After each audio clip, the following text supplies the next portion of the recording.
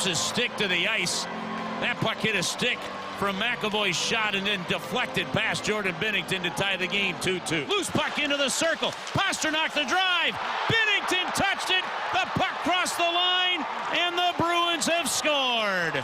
They've made it a 3-2 game with 1:46 to go in the third. Boston from down 2 to up 1. Boston has the puck, and that'll do it. Blues fall to the Bruins 3-2, and they've lost 3 in a row as the Bruins come from behind with 3 goals in the third period to take a 3-2 lead. That's what it sounded like last night on your home of the St. Louis Blues, 101 ESPN with Alex and T-Bone. I'm BK. You got BK and Ferrario here on 101 ESPN. Alex, the more things change, the more they stay the same. What are you talking about, man? I thought last night was great. I was in the arena. I got to see the first game this season in which the Blues had multiple power play goals. That was nice to see. Yeah, you want to talk about weird-ish happening with BK in the building. That was weird. Scored 2 power play goals. Had a lead going into the third period. Which the Blues 5-0 when they lead after 2 periods. So the script was written for St. Louis. Up 2-0 going up against a Boston Bruins team that is more than happy to lie down. There was a lot of talk in the arena last night among the crowd, people covering the team. This might be the last game for old Jimmy Montgomery. What? It was not indeed the last game for Jimmy Montgomery because the St. Louis Blues were the ones that ended up lying down. Up 2-0, the dreaded 2-goal lead in the NHL. They give up 3 goals, one of the last 2 minutes of the game. This is becoming a theme for the team. They find a way to lose. Alex, which game hurt more for you? Because for the team, I would assume it's the 8-1 loss. That's embarrassing. But between the 8-1 loss on Saturday and what you saw last night, which one hurt more for you as an observer of the team? Last night, because the 8-1 loss was unacceptable, but you kind of figured because they just were completely done with that game, and Washington poured it on. To me, that was a 4-1 loss, and then the Blues just stopped playing. So that one stings because you can't believe it happened. Last night's game was the uh-oh moment. And what I mean by that is we remember last season and 2 years ago when something went wrong, the team just basically said, well, not our night, boys. We'll get them next time. And then the game just got away from them. Last night, the moment Colton Parayko turned that puck over in the neutral zone and Boston went down the other way, odd man rush, and Morgan Geekie scores the goal, I said, uh-oh, the snowball is about to roll downhill. And lo and behold, Boston controlled the puck for the remainder of that game and just poured it on and on and on.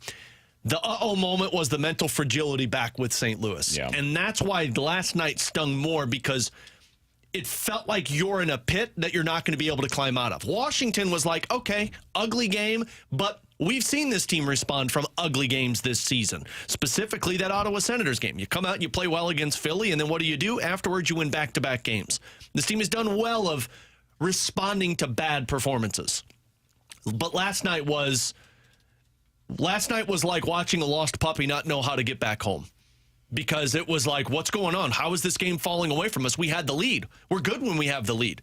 Why can't we stop this team? To where 5 games into the season, it was when one thing went wrong. Remember the San Jose Sharks game where you had a puck bounce off of a dude's butt for the Blues defenseman and into the back of the net, and you're thinking, oh, God, this game's going to get ugly. And what did they do? They pushed back, and they won that game. So that's why last night stung more, because it felt like they were falling back into, as Drew Bannister put it in preseason, old habits. To me, it was the Saturday game still. I agree. Because that was, like, when I see JR write something, he's followed this team for 20 years as not just an observer, as somebody that covers the team day to day. When he writes, that was the worst effort I've seen in the 20 years that I've covered the team, that's an outlier performance, the likes of which I will remember for the rest of the year. I'm not going to remember this Boston game in 2 weeks. The reason why is because that's just a classic NHL game. That happens all the time to teams across the league. You don't want it to happen to your team, but there's a lot of teams. There's a reason why it's the old cliche of the 2-goal lead is the worst in hockey. It's because that happens. What we witnessed last night will happen to the Blues when they're good again, whenever that may be, which is not right now, by the way. Whoa. But no, he's right. It's just a totally forgettable game to me. It's frustrating. I didn't enjoy watching them blow the 2-goal lead going into the third period, but I've seen that happen a lot, even to the Blues when they were really good. I haven't seen much like what we saw on Saturday against Washington, so I'll still point toward that game from Saturday night. But last night, that doesn't make it any less frustrating. You shouldn't lose that game. You can't. And the Blues have already had multiple games like this season where you leave saying, you should have got at least a point out of that. Last night, at a minimum, should have had a point. Philly should have had a point. You've had 3 of them. 3 points would put you at 17, which, if I'm not mistaken, would put you right up there with the Colorado Avalanche, Utah Hockey Club in a playoff spot. There you go. And when you get to the end of the season, if they're still in it at that point in time, let's say it's like 6, 7, 8 points that they end up out of the playoffs by. If you have a couple more of these the rest of the way, man, that's the difference. That's the difference between being able to get in and have that experience for your young players and missing out entirely. So it's frustrating. I don't know that this one told us a lot about the team. Saturday, I feel like did. Saturday told us they've still got that in them somewhere. Yeah. See, I just feel like this one told us a little bit more about the team, that they're falling back into the old habit of we don't know how to stop when things go bad. And like when you lose the confidence, and maybe the confidence was shot in the Capitals game, because honestly, they probably tied together to where one confidence carries over into the other. But the hard part about it is it's like you felt like they were the better team there against Boston for a little bit. They were reeling. Now it's at the point where you look at this team and you're like, there's no coming back from this because you're without these players. There's no reinforcements coming. I know Robert Thomas is on the ice today. Jeremy Rutherford reporting that. Doesn't matter. He's still a ways away. But there's no reinforcements coming. You're not getting somebody back to make your offense better. You're not getting somebody back that can change the outcome of playing Ryan Suitor 25, 26 minutes a night. So Boston, the loss last night to Boston was kind of the alarm bells going, this is what it might look like for the next 6, 7 games. Because an 8-1 loss to the Capitals, again, that felt like a 4-1 loss or a 3-1 loss, and then just 5 goals were poured on because the team gave up. Sure. But they kind of coincide to the point where you look at it and you say, this might be what it's going to look like until you get some players back. And even then you're going to have to reinforce the confidence factor for this group. The Blues right now are significantly closer to the number 1 overall selection than they are the playoffs. Does that mean a Ferrario 5 for Blues potential first overall picks? Because I've got one. Hit my open, T-Bone! What's the guy's name? Porter Matrone, or I think Matrone. Big boy. Lock 6 it up foot, for Matrone. 6'5". I'll work on that. No, I've already told you. I texted you what it was. There's just foul language that I can't do. I can't remember what it was. Puckett for Porter. That's actually a really good one, man. Yeah, that's pretty good. That's a good one. 6'3". We could get T-shirts made. 6'3". He's 18 years old already. 195 pounds. He's a winger. Crap, that's a He's big. got like 6'3", $195, and he's 18. 18 years old. Let me tell that's you. a large individual. That's Chris Kreider right there. Let me tell you. Let me tell you what he's already done right now for his How's junior the beak hockey looking? club. The beak. Oh, Is it like on the BK to Kreider scale? Where are we at? oh, it's way in. Okay. He's got 16 goals in 16 disappointing. games. We could use one of those. 18 years old. Actually, Hockey DB says he's 6'3", 208 pounds. So, time to puck it for Porter. The Blues right now are tied for 28th in goals scored per game. Goals against per game, bottom 6 in the NHL. They're 27th. If you're looking at power play percentage on the season, they are now at 27th, which is an improvement. After last night, they scored 2 power play goals in that game. Yeah. Fixed it. 21st in the NHL in penalty kill percentage at 78%. If you're looking at shots for per game, it ain't pretty, boys. 30th in the league at 25 per game. Shots allowed per game on this season is also not ideal. They are allowing more than 30 shots per game, 24th in the league. You're a bottom 7 team in every statistical category that is like, the traditional metrics that you're looking for. You guys want to talk about the face-offs? It ain't good. No. I think we've arrived at this place, and Alex, I think we are now on the same. Our highways were like perpendicular previously. We're now running in parallel paths. Alex and I think we're all on the same page of what the reality is for this team right now. They're just not that good. And that sucks. It's not fun to watch sometimes. It does change the way that we have to evaluate them day to day, because I'm not going to break down every single game the same way that we would if they were really like in the race for a postseason appearance. But that's the reality of where we're at. What I will be curious about is, how do the Blues feel about where they're at right now? Because my feeling on this is what I expected. I didn't think they were going to be very good this year. Thought they would take a little bit of a step back while also acknowledging could be better for the future. I'm not sure the Blues viewed it that way. Talking to a couple people last night, Alex, I think you're right. I think the Blues viewed this as a playoff team. And I'm not sure how or why that was the case. Yeah, well, I don't know how or why either. I mean, This is a really emotional moment for him. Well. Yeah. I can with tell you why. They brought in the right players that would make them a different team. And I am on the same line of thinking as they are. The difference is, BK might be dying right now. I'm good. The difference is, good. the reason you and I are on this parallel path together, I veered this way because of the injuries. If it wasn't for Broberg and Thomas being down, I would still believe this is a playoff team. Kinks that need to be worked out, but we saw the ability for this team to come back and have that mental toughness. The injuries, in my opinion, have just pushed this team into a spot where they're like, there's no way we overcome this. And that's on them. You need to figure that out because you still have players that can overcome it. You did it against Toronto twice and Tampa Bay. But I would imagine the front office looking at this as, yeah, this is awful, and we did not expect this, but we also didn't expect to lose Robert Thomas for 4 to 6 weeks because guess what? Pavel Buchnevich is playing the center position because he's not relied on for 18 minutes a night in the number one spot. We have a guy that's doing that, and Pavel Buchnevich can't be playing that. Well, Pavel Buchnevich also just shouldn't be playing center, unfortunately. I'm with you. And some of this is Monday morning quarterbacking. It's a little bit unfair.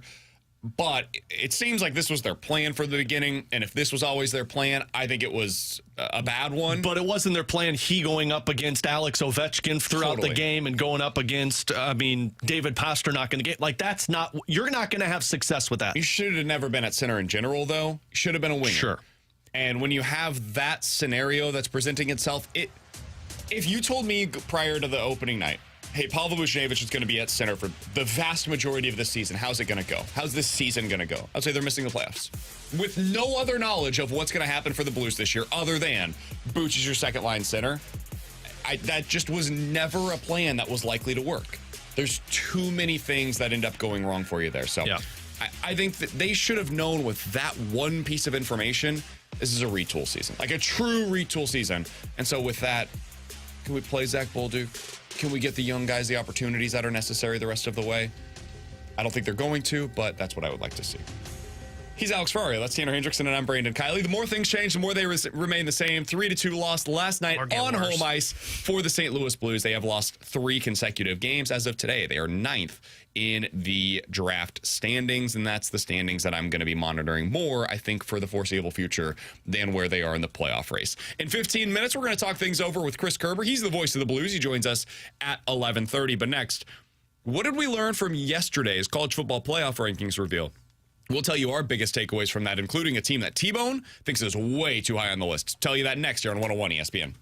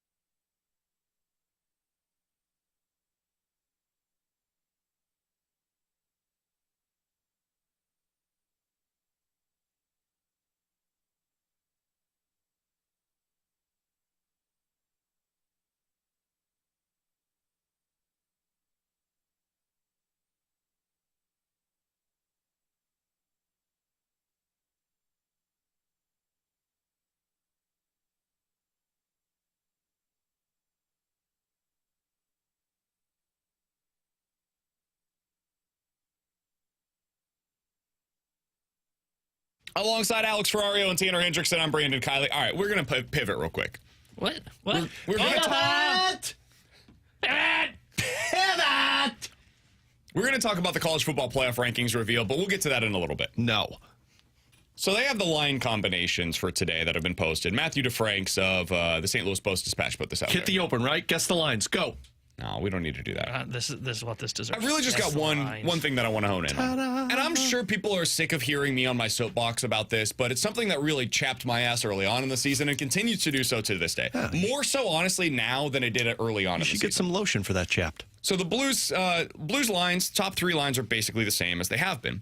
Neighbors, Booch, Kairu, Holloway, Shin, Joseph, Torpo, Fox, Walker. And then on the 4th line today, there's a bit of a change. Sod, Sonny, what it was last night. And then Kapanen is in for Texier. Alex, first of all, I would love to know the people that saw Texier in that first game and were like, oh, this guy's amazing. Because we came out of that game thinking, man, we must have missed something because everybody's telling us how great this guy is.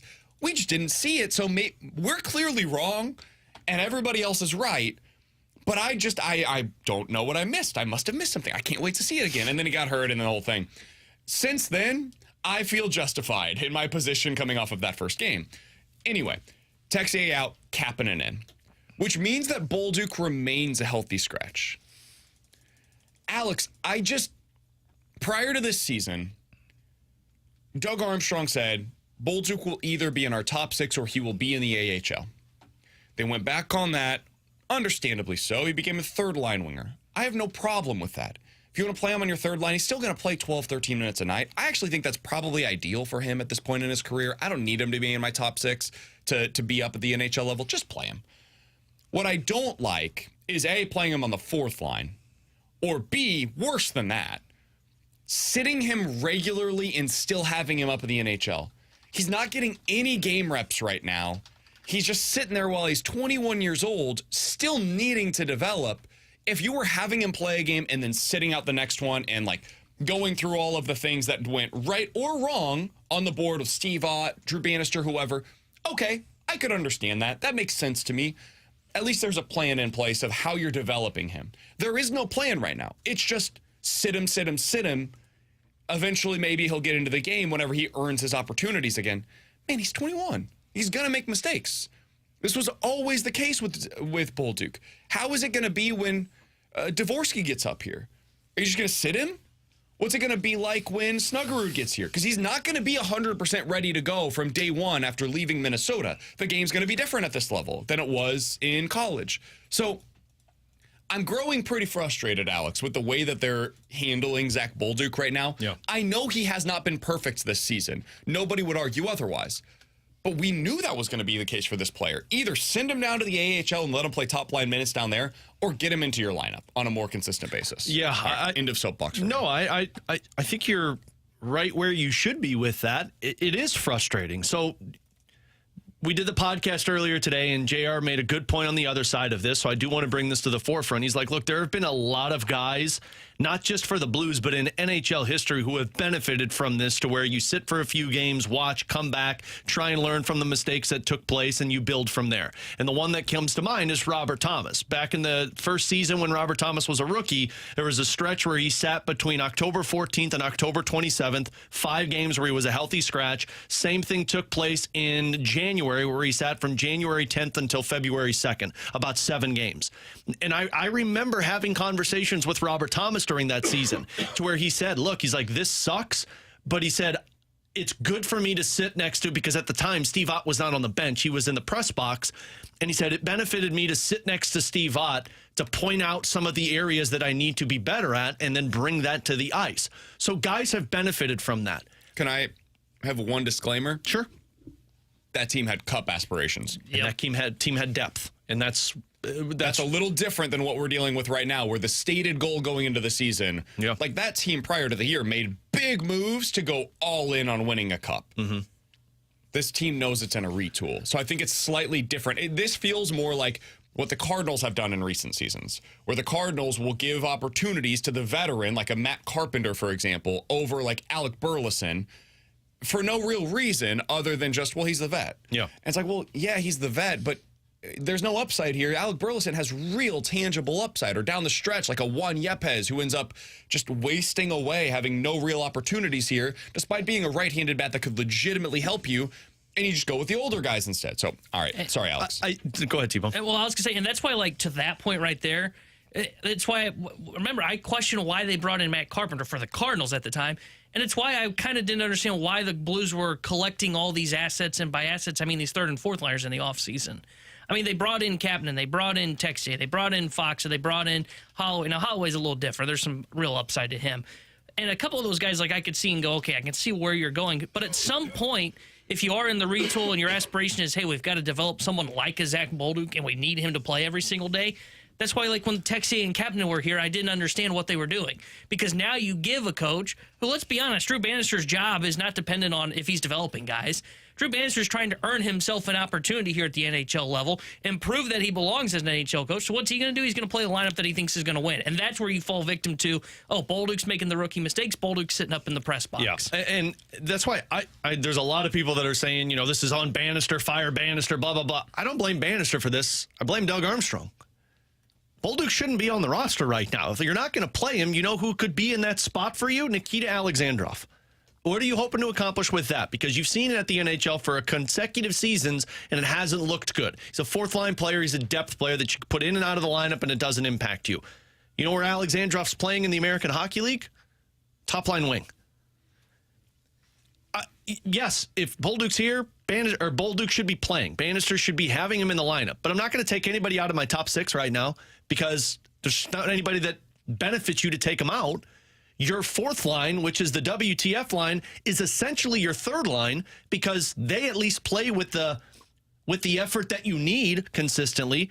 And your fourth line right now is Saad Sundqvist and Texier or Kapanen. Does that really scream a line to you that's going to benefit Bolduc's development? No. So, yes, it is very frustrating that he's not playing right now, but I'm more frustrated that he's with the NHL roster. Now, look, you're with the coaches. You're able to do stuff off of the ice. You're sitting with them in video sessions. All of those are very beneficial. But if you go back and look through what Zach Bolduc has done this season, he's had 5 games where he's had more than 1 shot on goal. The same amount of games he has gone through where he has had 0 shots on goal. If this guy was drafted to be a goal scorer, I need this guy to have the confidence to shoot the puck. You're not going to get that on the fourth line. You're going to get that in the American Hockey League. I'll just be curious to see, like, you brought up what happened with Robert Thomas. That was a few weeks. Is that where we're headed with Zach Bolduc? Like, hey, get a couple of weeks off to have a hard mental reset, and then we'll get you back in there for an extended stretch. Because that's what happened with Thomas. He came out for a little bit, and then, boom, they put him out there, and then the crazy thing with Thomas, dude, like, you look back at his ice time from 2018. Let me read you some of these minutes before he was put up into the press box, Alex. 16, 17, 19, 16, 16, 13, 15, 12, 16. He was playing real life. Like, he was a third-line winger for them. Yeah, because you had depth where you could play anybody at any situation and be fine with it. And then in the postseason, he was mostly playing like 12, 13 minutes a night. But he was getting real opportunities. We haven't seen much of that at all from Zach Bolduc this season. It's been like 9, 10, 11 minutes on a regular basis. Just go let him fail, man. I know that sounds harsh, but that's how these guys have to learn. Eventually, you just got to go let them play. And if you don't think they're capable of learning from that, then they should not be here. Those are the two options. Either you go let them play here, or you go let them play in the AHL. Yeah. There is no third option. And so it frustrates me that this is where we've arrived. Like, I always said this with the Cardinals.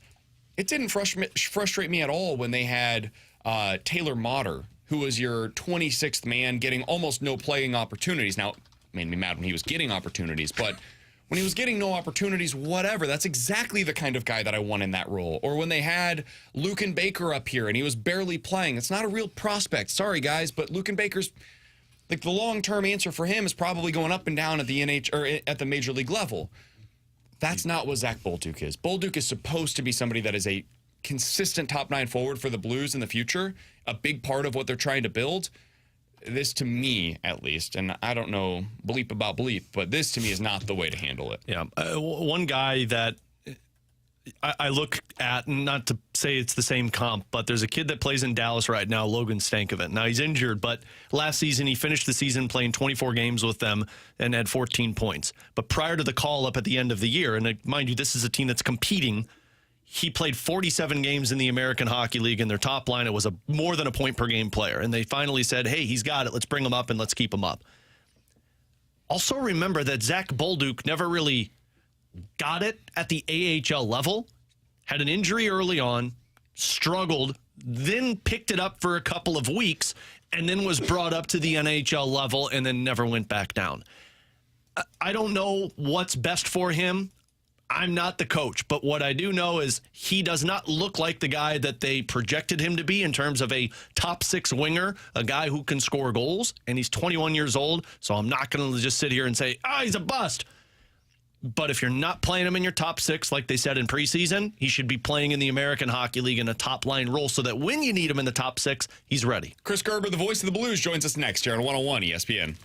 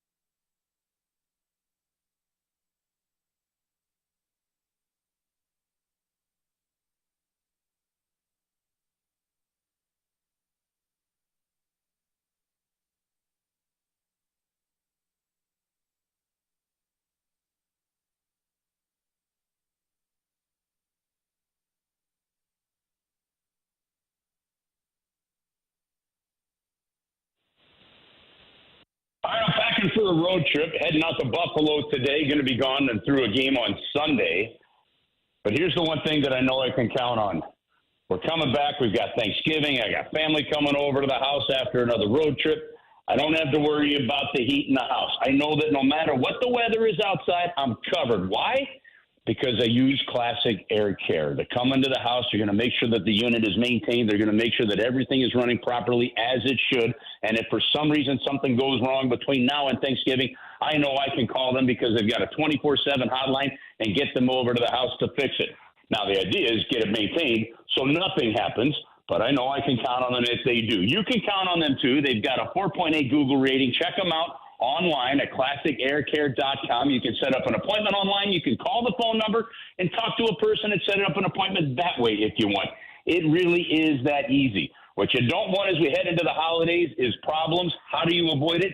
Make sure that everything is working properly. Get an appointment set with Classic Air Care. Have them check out that heater. Make sure that it's ready to go as we head into the winter months. ClassicAirCare.com.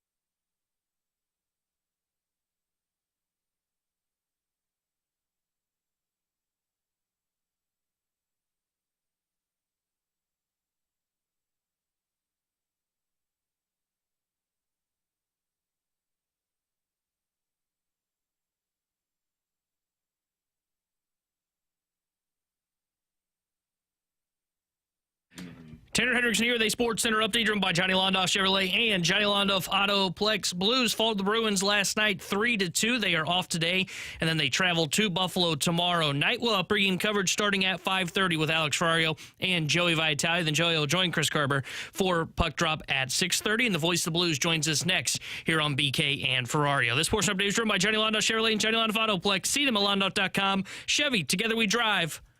Are you kidding me?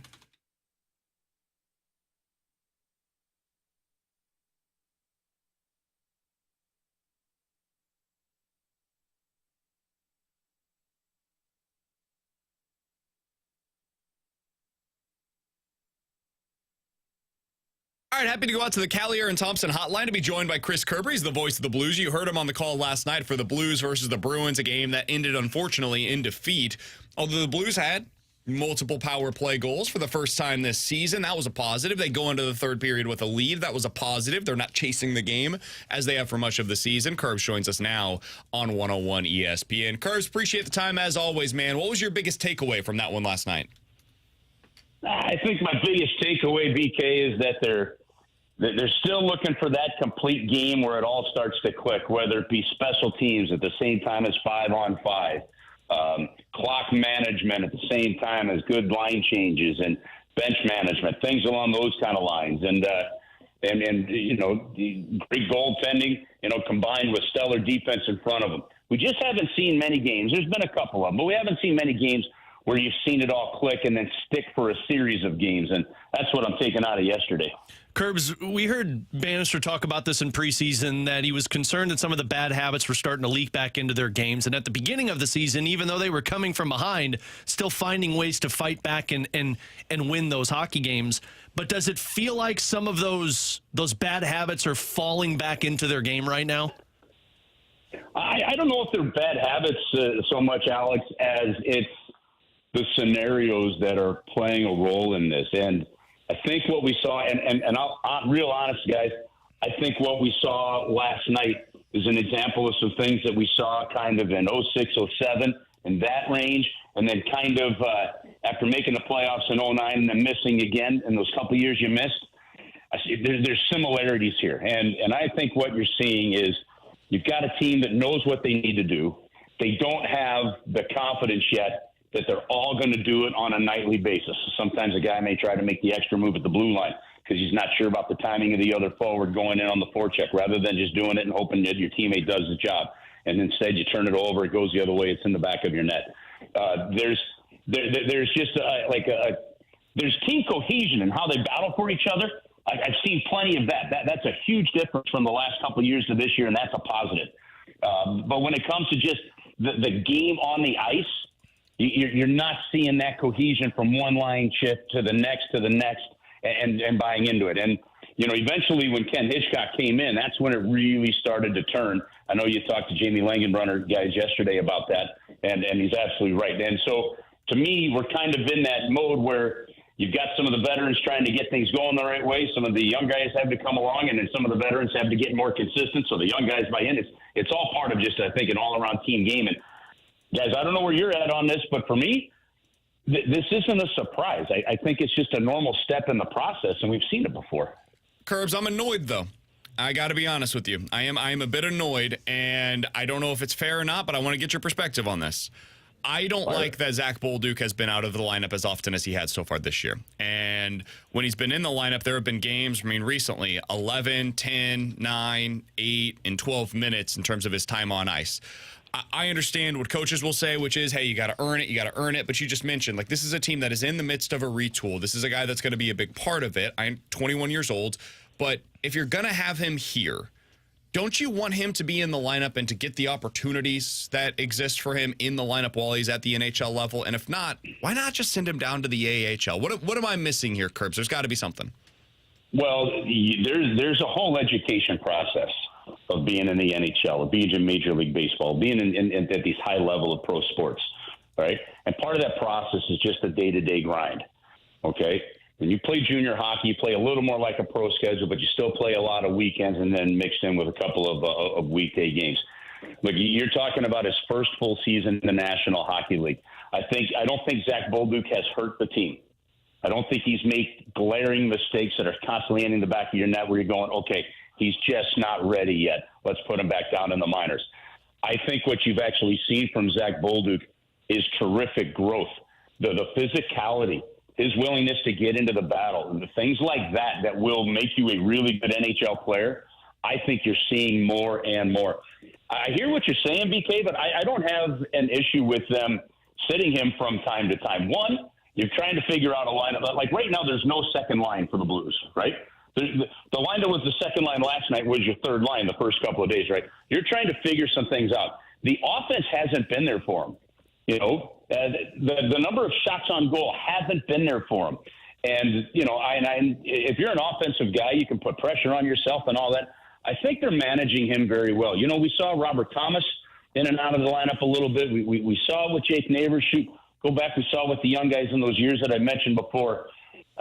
Look, in the end, this young man's going to end up somewhere in 60 to 70 games, probably 65 to 70, somewhere in there. And that's a really good year for him in terms of the growth he's having, because when he's not in the lineup, BK, he's still around the team. He's still on the ice practicing. He's still understanding the practice habits. He's understanding the daily routines and stuff like that. And he's ready for that education. And the one positive you have to say, even though the offense hasn't been there for Zach Bolduc, he's extraordinarily coachable. He's soaking it in like a sponge, and you are seeing those progresses. So right now I think they're handling him okay. Curbs, on the offensive side in general, Joe and I were talking about this on postgame. You're struggling to find goals or even high-danger scoring chances, but because of these injuries, there's not much else Drew Bannister can do. There's no healthy scratches that can come in and take over a top six spot. Are they in a position now where it's just these are the guys and they'll figure it out as the season goes along? Alex, I think they really are. It's injuries. This whole thing that injuries aren't an excuse. Okay, I understand that. An injury of one player is not an excuse for another player to throw in the towel that's healthy. That's what you mean when you say injuries aren't an excuse. But injuries are a reality, okay? And we're talking two of your top four and your top centerman out of the lineup long term. Okay, you've just had a guy that was real impactful in the first few games of the season, missed 6 games, and Matthew Joseph. So I think the injuries are a reality. You're not going to there's nobody in the lineup that is going to replace any one of those guys, right? And I really do like the fact that they're resisting the urge at the moment to call up a guy like a Dalibor Dvorsky. If he's finding some success and getting his groove going and understanding it, they've got somebody watching every single game down there with him right now. They're going to know when he's ready to go, and patience is great with him. So, yeah, I kind of think that this is what you have. Now, I do think that there's more to get. Brandon Saad, I don't think he was asked about last night. Brandon Saad only played 2.5 minutes in that third period. Yeah. Right? I mean, this is line again today, Curbs. Right. Well, this is a $5 million a year player that's a 20 plus goal scorer almost perennially every year. There is more to find, and I'm just using him as an example, not singling him out. There is more to find in all those guys. I don't think Jake has been as consistent this year as we saw last year. But at the same time, we haven't seen, the puck get to the middle of the ice. You see tons of effort. You're not seeing the results. There's up and down the lineup, things that can be better and stuff. And those are small improvements. Now, the bottom line, guys, I think you got to play simple, safe, ugly hockey for a little while till you get some of these guys back and find a way to keep the games close because you have the goaltending to do that. All right, Kerbs, final question that I've got for you. Chris Kerber, voice of the Blues, joining us here on 101 ESPN as he does each and every Wednesday. How should we be evaluating Drew Bannister's performance this season? Boy, that's a real tough one right now. And the reason is I don't know really what the expectations were going in to this season. If somebody looks at me and says, look, our expectations were to be a playoff team this year, I go, that's a hell of a jump from last year. And somebody may reply to me, well, no, it's not. It's only 6 points. Well, yeah, but everybody else got better. And it's just experience here, guys. But when you rely on young players to really step up and be performers, you're going to get mistakes that are going to cost you games for a little while. It's just part of the process. I think it's maybe a cop-out here on you, BK, and I apologize for it. It might be a little too early for it, only being 16, 17 games into the season. I think you got to give this group a half a year, see what's going on before we start going down that process because and the injuries have really compounded that factor. Let's face it, he hasn't had a full cabinet of dishes to cook with yet. And, for the most part, except for a handful of games. So it's a little too early for me to be going down that road. No, I agree with you. I find it to be interesting. As we were watching the game last night, some of the conversation drifted towards what's Jim Montgomery's future in Boston. And then, of course, the natural follow-up question then is if he doesn't have a future there, what is his future in the NHL? And could it be in St. Louis? And I don't know if that's fair to Drew Bannister, but it's just the kind of conversations, that pop up. And you know what, BK? And I think you said this, was it yesterday's show or somewhere in there? And I agree with you completely. The way NHL teams change coaches is asinine to me. Okay? Craig Berube didn't forget how to coach. Here in St. Louis. The idea that Jim Montgomery is on such a hot seat, when you consider some of the turnover and what they're doing, what the Blues are doing on the fly, they've just stayed competitive longer because Pasternak and they got some superstars that were really ready to go, from 19 on. But this guy's record in the last 2 years is insane, right? I mean, he took his team to the second round. NHL curves. Yeah, I mean, so all of a sudden you're going to say, well, he can't coach. Look, if Boston were to pull that trigger, now we've seen it. We've seen Lou Lamoriello fire a coach with 3 games to go, and then they went on and won a Stanley Cup, right? So, we've seen it. I think Jimmy Montgomery would have no problem finding another job. I don't know that at this point in time where the Blues are, any kind of speculation is even remotely reasonable or fair at this point. Now, again, I don't know what the internal expectations are, but I know what we're seeing because of injuries and things like that. And this coach, I will tell you that when we meet with the coaches, and we talked to Drew before, even before he goes in and meets with the general media, or talk with some of the coaches on the plane or in a locker room somewhere, that, man, when they tell you what needs to happen, when you see what needs to happen on the ice, this team is really good and they're winning games.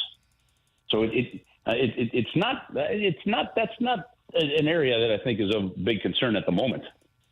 Yeah, it's going to be interesting to monitor over the next few months to see kind of, especially as they start to get healthy again. Looks like Robert Thomas was back on the ice today as a non-contact. It's still going to be a little bit, but as they get healthy, maybe that becomes a little bit of a different conversation. Hey, Curbs, appreciate the time as always, man. Thanks so much for hopping on with us today. We'll talk with you again next week. All right, guys. Have an awesome week. We'll talk to you all from Buffalo tomorrow. See you, Curbs. It's Chris Kerber, voice of the Blues, joining us as he does each and every Wednesday here on BK and Ferrario. Blues back in action tomorrow in Buffalo, beginning a 3-game road trip. Buffalo, Boston, and Carolina. It's not getting any easier for the Blues. 314-399-9646 is the Air Comfort Service text line. Questions and answers coming up next here on 101 ESPN.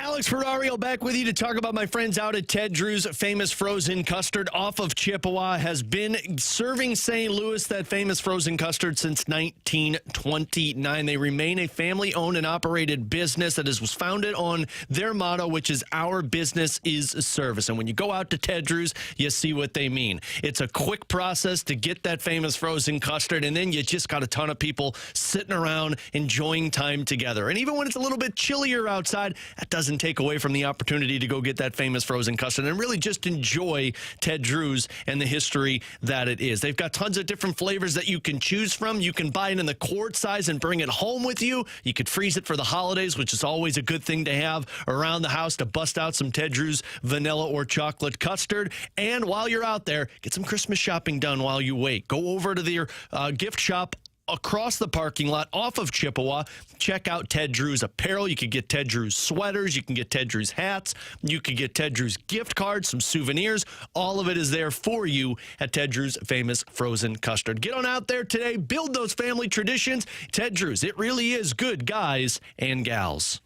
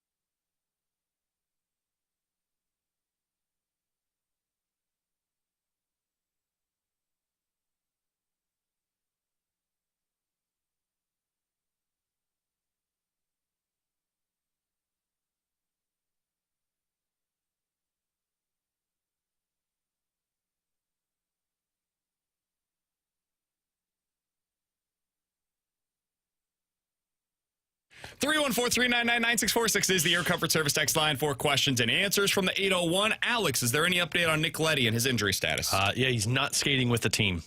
And that means you're still a ways away. I mean, I don't thought he know. was day to day. Yeah, well, he still is considered day to day. I don't know what the injury is. They made it seem like it was something minor, and then he just has not been skating with the team. Matthew Joseph, you saw, began skating with the team, and then it took like 4 or 5 days before he was ready to return. Until you see him skate, and I believe JR mentioned that he skated yesterday prior to the team taking the ice, or 2 days ago at Centene, I would say you're not expecting to see him. The fact that they called up Leo Loof tells you that at least on this road trip, Nick Leddy's not playing. Yeah, I don't think he's close. I think it's becoming increasingly clear he's going to be out for a while. So that's reading between the lines, but he's day to day. Boy, I see no reason to believe that Nick Leddy's going to be back Blues really soon. are becoming the Cardinals. Not playing the kids, lying about the injury status. Well, in fairness to the Blues, that's just the NHL where they lie about the injury status for a player. Sure, but day-to-day's not month to month like it's been so far. Are you kidding me? I actually wonder if he probably re-aggravated the injuries would be my tinfoil theory on it. Because he was on the last road trip, wasn't he? No. Oh, he was back here. Never mind. I have no tinfoil theory. All right, 314-399-9646 is the Air Comfort Service X line from the 314. Who was your favorite athlete growing up? Mine was Tony Gonzalez. Yeah. Mine was Scott Rowland. For the longest time, man, I was obsessed with that, like just the third base idea, like how good he was defensively. That explains why you loved the idea of Nolan Arenado so much. Yeah, Similar and then players. Al McInnes. Al McInnes had always been my favorite player. Watching him just... Anytime you saw him take a slap shot and you witnessed guys get out of the way, that's when you know you got a scary good shot. My favorite NBA player was LeBron. Still your favorite NBA player. Yeah, look, he's still playing today. I was 11 years old when he was drafted. I had a big poster of his first dunk in the NBA with the Cavs in my room. Mine was Kobe. He was my favorite. So, yeah, that would have been... Mine was Kobe, the better basketball player. I think my favorite athlete was probably Albert. And, like, when I grew up, I was playing first base, and I always wanted to wear, like, number 5 because of Albert Pujols. He's the first athlete that I can really remember. That's why it was so cool when he signed back with the Cardinals for me. Hockey-wise, it's going to be a weird callback because, like, I can remember watching the Blues, but when I was growing up, they were in that rebuild. My favorite hockey player was Jarome Iginla. My favorite player for the Blues when I was growing up, and, like, when I could kind of first remember really being in the Blues, was Sobotka. I just loved how small and feisty he was. He was like Nathan Walker for this team. With a lot of offense. First go-around. First go-around. I loved Sobotka the first go-around here in St. Louis. Once he went to the KHL and then came back, he had this idea that it was, I'm a top 6 forward, and then the guy was never the same. And then Oshie kind of grew into that to me, especially after, because I can remember watching the game against Russia, where he has the Olympic shootout where he just continues to score and goes just toe-to-toe with the best on the Russian national team. But I would say Sobotka was definitely my favorite Blue growing up. TJ Sochi is what they called him. Yeah. God, that was weird. Who's your favorite NFL player? Oh, LaDainian Tomlinson. And LT. Hockey. Not Lawrence Taylor. The better LT. The better LT. I think LDT. my favorite originally growing up, I don't remember watching a lot nationally. I just remember watching the St. Louis Rams. So my favorite probably growing up was Steven Jackson. I was about to say, that's probably He was the running back, and I thought he was awesome. I can remember going to training camp, just watching him, being like, oh my God, that is a huge human being. My favorite baseball player was Barry Bonds, and then my favorite pitcher was Pedro cheaters. Martinez. You like cheaters. Pedro wasn't a cheater. Pedro was amazing. Pedro had some. The other guy dude. Watching him in that documentary that they just did on that 04 Red Sox team. God, I love it. The other football amazing. The other football player that I was obsessed with, which of course the background didn't help, but it was Michael Vick. Because I would play Madden all the time, and it would just be, I'm going to go get Michael Vick. The Michael Vick experience. He had the shoes. Like Michael Vick. Yeah. You wouldn't understand just how big Michael Vick was, T-Bone. I mean, it was amazing. I can remember wish I could explain his downfall. to you. I wanted to play football, but I was terrible. I remember his downfall because one of my parents' friends was a Falcons fan, and I'll never forget the day that he kind of came in, and I had this look on his face. I said, "What's wrong?" And he goes, "Michael Vick's been arrested." I was just like, "Oh, yeah," and not just for anything like for just unbelievable heinous stuff. crimes, and stuff that like. This is not to diminish anything else. Like, if you get arrested for a DUI or even for murder, like, that's obviously horrific in every possible way. But doing what he did to dogs, there is something about that just hits people a different kind of way. And it's It's the same reason. Unforgivable it's the for same a reason, large swath of Americans. It's the same reason you see a dog get abused in a movie. Like, they don't put it in movies because they know people cringe at it. Yeah. Where you see, like, cats get thrown around all the time, but if they put a dog scene in, people are like, oh, no, I won't watch this movie because of this. Michael Vick was unbelievable. What he did at Virginia Tech, dude. I tried to play football. Video game stuff. You couldn't use him in Madden. No. If you played against anybody all the time. and they used Michael Vick, just quit the game. It's not even worth playing against him. Yeah, it was like getting Yoshi and Mario Kart. It's like, just shut up and I'm not playing because you're cheating. All right, coming up in 15 minutes, time for more likely to happen. But next, let's stick on the NFL topic. I'm not going to be a Chiefs honk in this next segment. I promise you. So please do not turn off your radio. Has Chiefs versus Bills become the best non-divisional rivalry going currently in pro sports? Talk about that next here on 101 ESPN.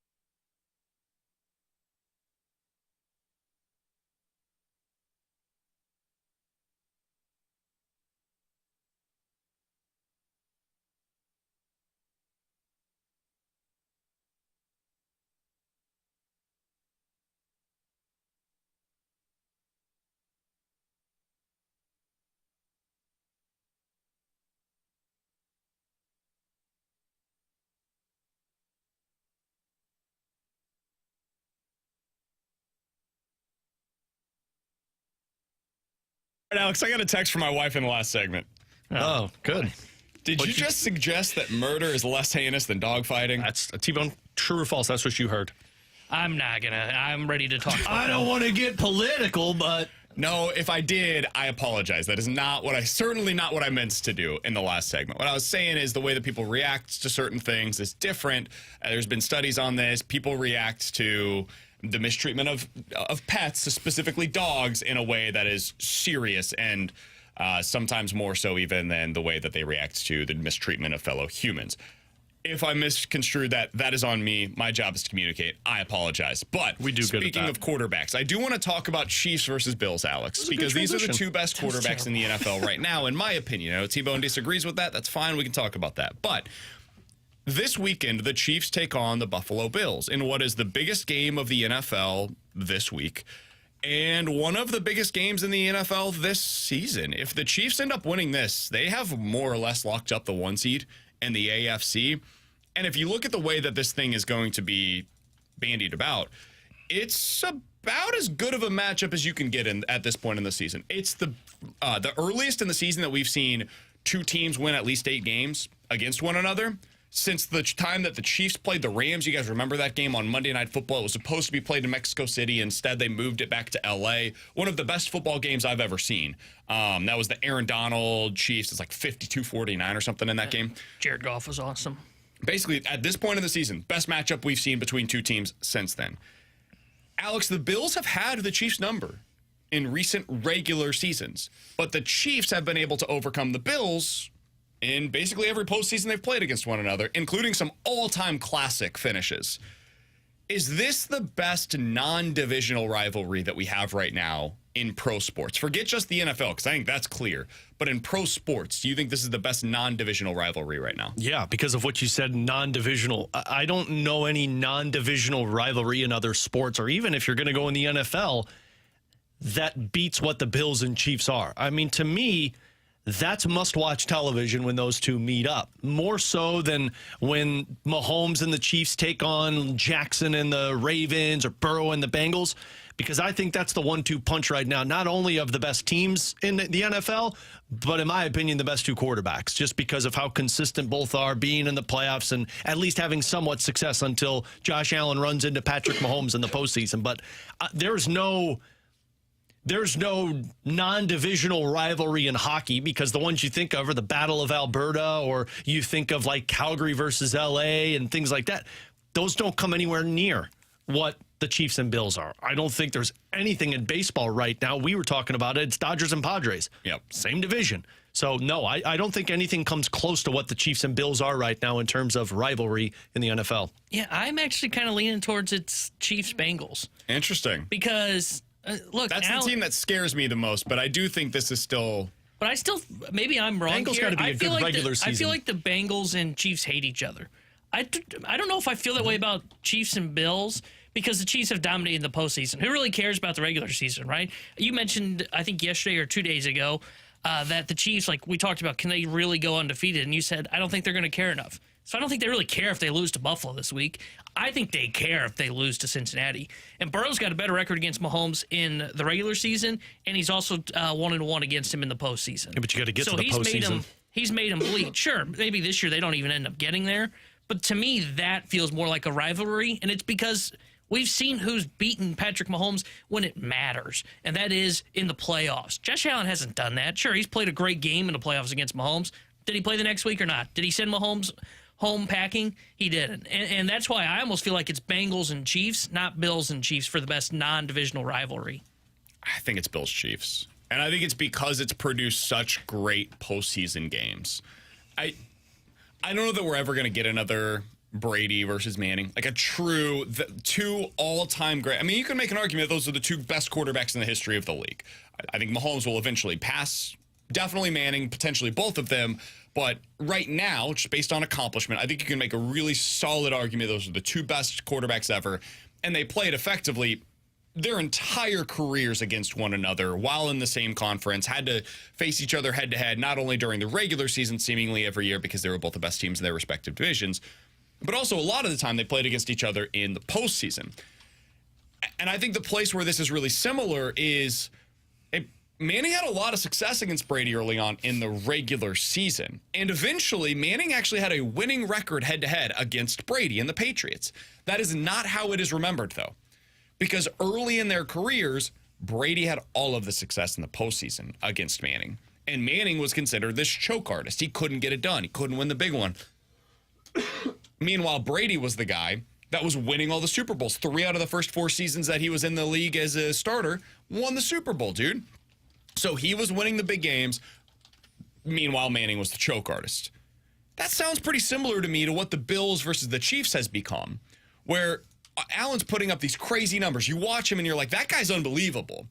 But then you see him head-to-head in the playoffs, and even when he plays a spectacular game, as he did a couple of years ago in that 13 seconds game against the Chiefs, it doesn't matter because Mahomes is going to make the plays when it matters the most, and he's going to win. We talked to Donnie earlier today, Alex. I said, Donnie, I think the Bills are going to win this week. And he said, yeah, maybe. Doesn't matter. They're not going to win in the postseason. And I think that's getting at what you're talking about, T-Bone. There's still this feeling of inevitability with the Chiefs when they go up against the Bills when it matters the most in the postseason, which is not there in the playoffs against the Bengals because the Bengals found a way to do it once. And that's all it takes. Once you do it once, that feeling of inevitability is gone. So I do think we're going to get that at some point. The Bills will beat the Chiefs in the playoffs eventually. It's going to happen. Josh Allen is that good, and I do believe he will eventually get there, even if it's not this season. And that's why I think that this is still the best rivalry. I'm scared of the Bengals more. They do. They fear. You guys know my fear for Joe Burrow. That guy bleeping terrifies me. I have nightmares about it at night. But this is the number one marquee matchup in the NFL, in my opinion. Yeah, and I mean, I do, for a sense, see where T-Bone's coming from, because he's right. Like, the Bengals talk so much trash on the Chiefs to where it's like you want to see what takes place, but it just doesn't give off the same vibe in the regular season that it does in the postseason when they meet up with each other. Meanwhile, I feel like Bills and Chiefs, every time they play, no matter what point of the season it is, I'm always focused in on it because it's just those two icons on their team and how they perform against each other. Like, you know, you're going to get a show between these two squads, whereas regular season, and I know the regular season doesn't matter, it's the postseason that matters, but I feel like the postseason builds up the rivalry so you can carry it into the regular season, and the Bengals just haven't been that scary of a team over the last couple of years like the Bills seem to always be. That's the other thing. The Bengals had 1 year where it was at their peak, and then they've really kind of fallen since then. The Bills haven't. The Bills have consistently it's been the Chiefs, the Bills, and the Ravens. Those are the 3 teams that have been a consistent threat since Mahomes has become a starting quarterback in the NFL. Bengals had their rise, and then they've kind of teetered around the middle of the pack basically ever since. And their rise was the 1 year where they were able to beat the Chiefs in the postseason. The Bills are just more consistent, man. Even this year where they're taking a step back, like this was supposed to be the rebuild season for the Bills, right? They're one of the 3 best teams in the AFC once again. Meanwhile, the Bengals, this is an all-in year for them. They've got T. Higgins on that massive, bloated 1-year contract. They have this offense that they're paying as much as they possibly can to keep around. They're meandering around 500. So if I'm looking at, like, if I'm the NFL and I'm saying, okay, what's the best-case scenario for the AFC Championship game this year? It ain't Chiefs-Bengals. It's Chiefs-Bills. Yeah. That's the matchup that I want to see. And I want to see it in Arrowhead this time around because I'm a Chiefs fan. But this is the game that might determine that. This is a legit T-Bone, you talk all the time about the stakes that don't exist anymore in college football, right? This is a game that has real stakes in the NFL at this point in the season. If the Chiefs lose, the Bills now control their own destiny for the number 1 seed in the AFC in what is supposed to be a retool season. You don't get that very often in Week 11 in the NFL, man. This is a real, like, big implications type of a game at this point in the regular season. Yeah, I still think, like, to your point on, like, the Bills and Chiefs would be the game that you want to see in the postseason. To me, it's still Bengals. And it's not even so much that because I think the Bills are a better football team. It's just the fact of what Allen has on his resume of he can't beat Mahomes. And that's why, for me, like, when it comes to what would I rather see, Bills versus Chiefs in the playoffs or Bengals versus Chiefs? Give me Bengals versus Chiefs. Do you think Burrow's a better quarterback than Josh Allen? I think right now Allen's a little bit better than Burrow. I think they're close, though. Like, I don't think it's, like, clear and obvious that Allen is ahead of Joe Burrow. I think there can be a legitimate argument for either one of those guys. Hell, throw Lamar into that conversation, too. And that's why, like, I don't know.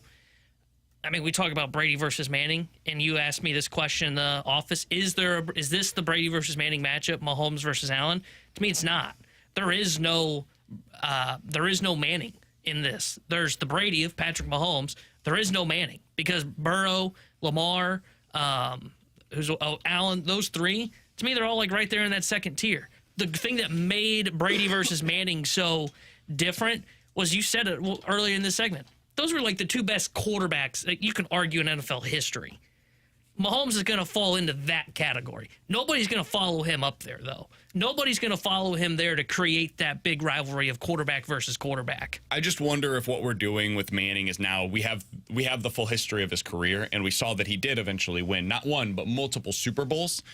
Early on, we didn't feel that way. Like early on, from 01 to 05, lost in the wild card, lost in the conference championship, lost in the divisional round, lost in the divisional round. And in those seasons, he won 10, 12, 12, 14 games. And then finally, 2006, everything breaks their way. Bob Sanders gets healthy. You remember Bob Sanders, Alex? I do remember Bob Sanders. Loved that guy. Had like one good season, two good seasons in the NFL. But Stud. Unbelievable. Win the Super Bowl that year because of Gary Brackett and Bob Sanders. The defense comes together in the postseason. And then again, it goes back to you losing all the time in the playoffs again against Tom Brady. So I think because we have the hindsight of what eventually did happen for Manning, we feel that way. Early on in his career, it was this guy's a choke artist. Brady is the guy that comes through in the big moments. It felt kind of similar to what we feel right now with Josh Allen. So I think down the road, we're going to view them kind of similarly. I view him as second. I view him as the second best guy in the league. A lot of people, though, are bringing up Lamar Jackson as being I think the Lamar's version ahead of him. Of Manning. Because Really? Lamar's got the MVPs. Allen doesn't. And why doesn't Allen? And this is maybe where it's different, and you guys would know kind of the early part of Manning more than I do. Allen's the guy that I look at, and I've said this before, and it's why I worried coming into the year about the Bills. Allen's the guy that can get you to a Super Bowl. No doubt about it. He can be the guy you don't get there to as well. He's a guy that can turn the ball over a lot and be the guy. He loses you the game. Couldn't I say that about Lamar Jackson too, though? Yeah, that's fair. Because I'd put more Lamar Jackson than Josh Allen. The guy that I don't think does that's Burrow. Like, of these three guys that we're talking about, and this is why I don't think there's a clear separator. Allen's the guy that can win you the Super Bowl. Allen's the guy that can make you go home because he turns the ball over. Lamar, same thing. For Joe Burrow, probably didn't have all the flashiness to it, doesn't have all the awards. He's going to take care of the football, though. He's going to make sure that he gives you every shot possible to win that football game. And here are the interceptions by year for Peyton Manning early in his career. 28. Rough rookie year. 15, 15, 23, 19, and then boom, became the Peyton Manning that we know starting in 2003. 10, 10, 10, 9, 14, 12, 16, 17, 11, etc.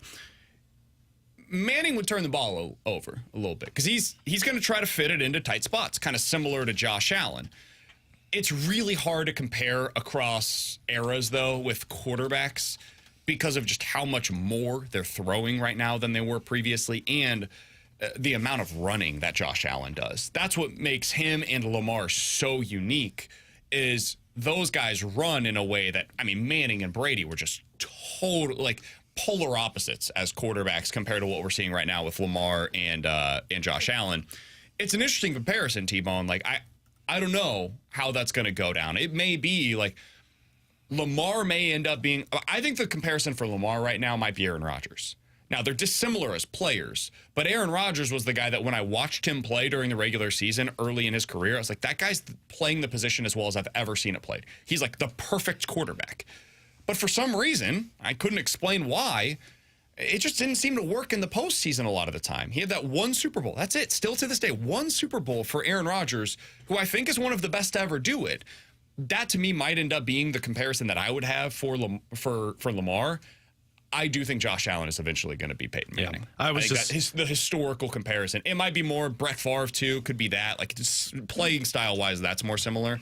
But it's intriguing. And I know we were just talking about how, the regular seasons is important, but postseason as well. And like just looking at the Baltimore Ravens postseason offense with Lamar Jackson, lost with 12 points, lost in the divisional round by scoring only 3 points, missed the playoffs, lost in the wild card round by scoring 17 points, win versus the Texans, and then score 10 versus the Chiefs. Like, it's so hard because like Lamar Jackson is incredible in the regular season, but I always know what to expect when the postseason rolls around. Whereas Josh Allen, like, look at their postseason success. Like, it's putting up a ton of points and losing into overtime multiple times. And it just, you don't get, for lack of a better word, the bounces the right way for a Josh Allen and Bills team, unlike the Baltimore Ravens and Jackson. He's Alex, that's T-Bone, I'm BK. Coming up next, 314-399-9646 is the Air Comfort Service text line. You give us two scenarios, we'll tell you which one's more likely in a game we call more likely to happen here on 101 ESPN.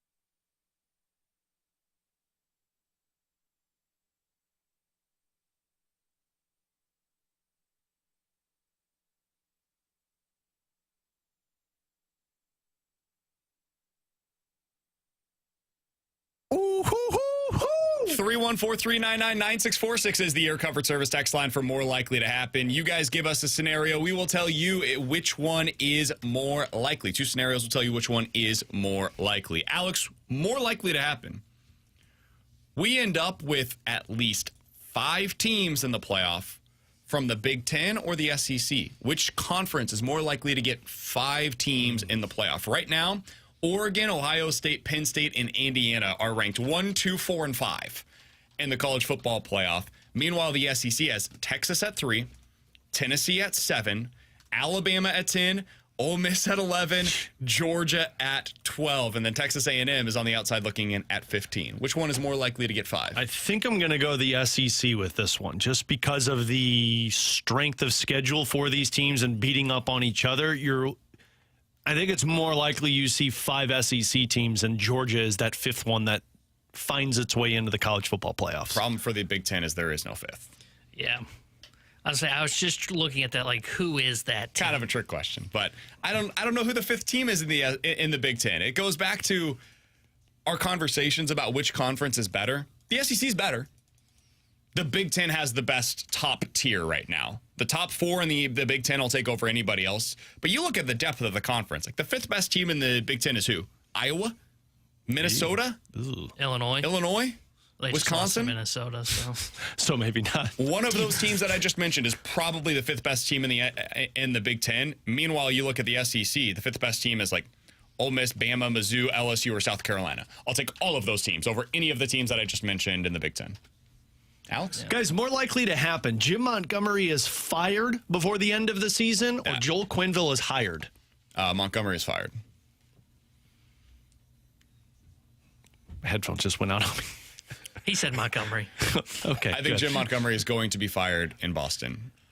Talking to some people last night. I thought it was last night. I think the fact that they were able to beat up on a Blues team kept his Monty's job alive. I think it was in motion that last night or Saturday could have been the moment, and instead they found a way to come back. So that is no longer. And the reason I bring up the Joel Quenneville one is that's what Elliot Friedman has been talking about, that at least conversation has started to pick up on Joel Quenneville potentially getting another job. The real question is, who the hell hires him? None of these rebuilding teams are going to bring in that coach at this time. Here's the team that I would wonder if they hire him. The Pittsburgh Penguins. Can't. Why would he want to go there? Yeah, midst of a rebuild, retool, whatever they're going to call this right now. Trying to win right now, though. And you hope that you can capitalize on a couple of years. I don't know if Yzerman would sign him, would bring him in. Maybe not. Detroit may want to move on from the Yzerman plan. There's not a team right now that you look at and you'd be like, oh, yeah, that's the team you bring them in. I think Utah, Nashville, San Jose, Anaheim. One of those 4. Yeah, and I'm going to say it's more likely that Montgomery gets fired because if you're Boston, win versus the Blues, great. But you play Dallas on Thursday and then you play Boston again. If you go in any sort of losing skid, meaning like you lose back-to-back games, I don't see them sticking with this coach moving forward. Yeah, I'd say Monty gets fired. I don't see him sticking around. But to your point, I don't know who hires Quenneville either. And that's why it just feels easy with Montgomery. Guys, more likely to happen. Zach Bolduc is a part of the Blues when they are good again, or Zach Bolduc is traded this offseason? I think it's more likely he's a part of the Blues. I think they want to see this thing through with him. Yeah. I still think they believe in him. I've just been confused by the plan. And I did look it up. Alex, it feels like he's been out for like a dozen games. 13. He's played 13 of their 16 games. So it's not like he's missing a ton of opportunities here. Maybe it's a slight overreaction. Apologize. I'm prone to that. Yeah, but it's not just the games that he hasn't played. It's when he's in games and how much he's not playing. But I don't believe they trade Zach Bolduc. You're not in a position to do that yet. He's still an unknown to them.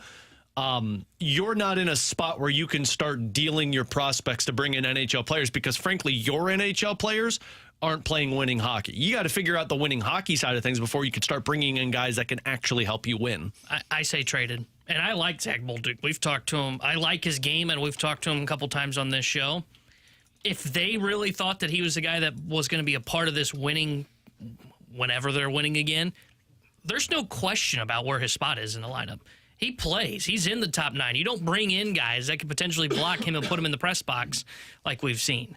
I think he's trade bait. I don't know if he's got to roll with the Blues beyond this season because I think they'll try and, of all the holes that we see, somebody will take a shot on him. If Carolina does trade Natchez, maybe Carolina says, hey, that's a guy we could bring in and play on our third line, and we move Martin Natchez. I don't think he has a future here in St. Louis. I think by the trade deadline, you'll see Dvorsky and Bolduc playing in your top 9, and then by April, once the NCAA season is over, you'll see Snuggerud, Dvorsky, and Bolduc playing in your top 9. Makes sense. Maybe even do a kid line on the third line. Could be. 314-399-9646 is the Air Comfort Service text line for more likely to happen. You guys give us 2 scenarios. We'll tell you which one's more likely. More likely to happen. You guys provide some real Blues coverage and criticism. Or literally anything else. Are they saying that we're not really criticizing the Blues? Yeah, Did they hear the first hour of our show?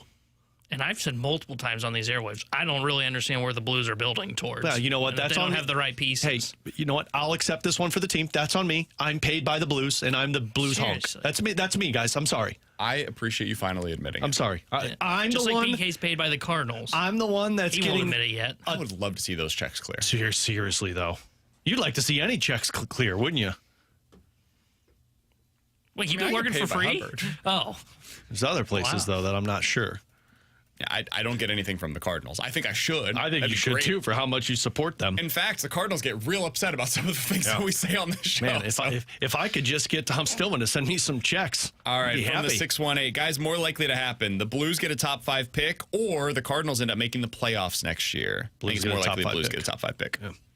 Right now, I mean, I know points wise you're in that spot, but again, I go off of goal differential. There are only 3 teams that are worse than you in terms of goal differential. It's San Jose. I think we all can agree they're going to be a top 5 pick. Montreal, again, another team that's going to be a top 5 pick, and then Pittsburgh, who just literally said we're selling the farm. I mean, Anaheim's playing well. Nashville's starting to play a little bit better, although I don't buy into that. Philly's playing well. And here's the thing about Montreal. Montreal's going to be getting Patrick Laine soon. So, they at least got the offense. They're just trying to figure out how to be consistent. Right now, and I'm just going off of what we've seen recently. So here comes the criticism, Texter. You're playing like a bottom 3 team in the National Hockey League. Yeah, the bottom is also not as bad as it's been in the past. You know, this is kind of... I talk about this with college football a lot. We'll get to college football here in just a little bit. I don't think the top is as good this year as it has been, especially last season. The top of the college football landscape last year, I think the top 5 teams are all better than what you have this year. Every season is its own... There's different context to it. Last year, the bottom of the NHL was horrific. This year, I think it's come up a little bit. The floor has come up. So you don't have to be as bad as you have in the past to be able to get a top 5 pick. And I think the Blues, there's a real chance they end up in the top 5 range. And again, we especially with the lottery. We talked about this before. Go look at the LA Kings retool. They were ready to be a playoff team. They weren't there yet. They had back-to-back bad seasons, but then they had 1 year where, if I'm not mistaken, Drew Doughty was hurt for a majority of it. They picked 2nd overall, got Quentin Byfield, and then they made the playoffs every single season. Boy, I can't believe I think it's more likely the Cardinals will make the playoffs, and I don't even really believe that. I don't think this is a bottom 5 team in the NHL. They're playing like it now, but they're going to get their reinforcements. And I don't think those reinforcements are going to come too late for them to avoid the top 5 pick. I've said this before. I think a top 5 pick for the Blues this season would be a blessing in disguise. Absolutely. Because they want to build on this yesterday. pack mentality idea. I don't think that works anymore. And I think you're seeing them build that way, and I think it's why I think you're seeing some setbacks right now in this retool. The reason, though, I think that the top 5 pick is actually realistic is once you go into a hole, even with reinforcements, it's hard to dig yourself back out of it. Last year, they found a way to keep their head above water even when things were bad, and they fired Craig Berube. Last year, they were the healthiest team in the National Hockey League. They haven't dealt with this amount of injuries in a long time. All right, we did get an update. This is just a moment ago from Jeremy Rutherford. Drew Bannister was asked today about Nick Leddy and his injury status. He said, quote, "He's just continuing to do rehab, get his injury back to where he can play. When we look back at it, we didn't realize how long that this was going to take. That's probably why we said at the time that it was day-to-day. It's obviously going to be a lot longer than that. It's the nature of the injury. He's been on the ice too, but we're trying to build his strength back up. He'll see the proper doctors to get it fixed and be ready to play," end quote. So it sounds like it's more of a nagging injury that's going to be a while before he's back Yep. with the team. Bannister also said that Robert Thomas is going to go on the upcoming road trip, quote, because he wants to be around the team and skate and rehab. But again, there is no timetable for return at this point, despite the fact that he did skate on his own a couple of times before today. And then today, he was out on the ice with the Blues in a non-contact injury prior to morning skate. All right, 314-399-9646 is the Air Comfort Service text line to get involved in the show. YouTube chat is up and running, youtube.com/101ESPN-STL. Coming up next, what did we learn from this week's college football playoff rankings reveal? And is the Big Ten a better conference this year than the SEC? Is that a fair thing to say about it? We'll talk about that next year on 101 ESPN.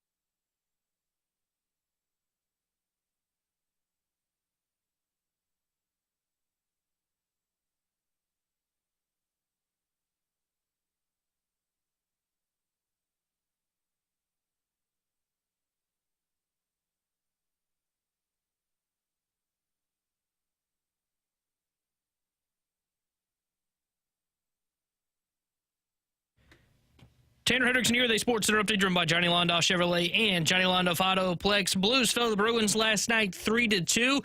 They are off today. They'll be back in action tomorrow night as they visit the Buffalo Sabres. We'll have pregame coverage starting at 5:30 with Alex Ferrario and Joey Vitale. Then Joey will join Chris Kerber for Puck Drop at 6:30. This Sports Center update driven by Johnny Londoff Chevrolet and Johnny Londoff Autoplex. See them at londoff.com. Chevy, together we drive. Are you kidding me?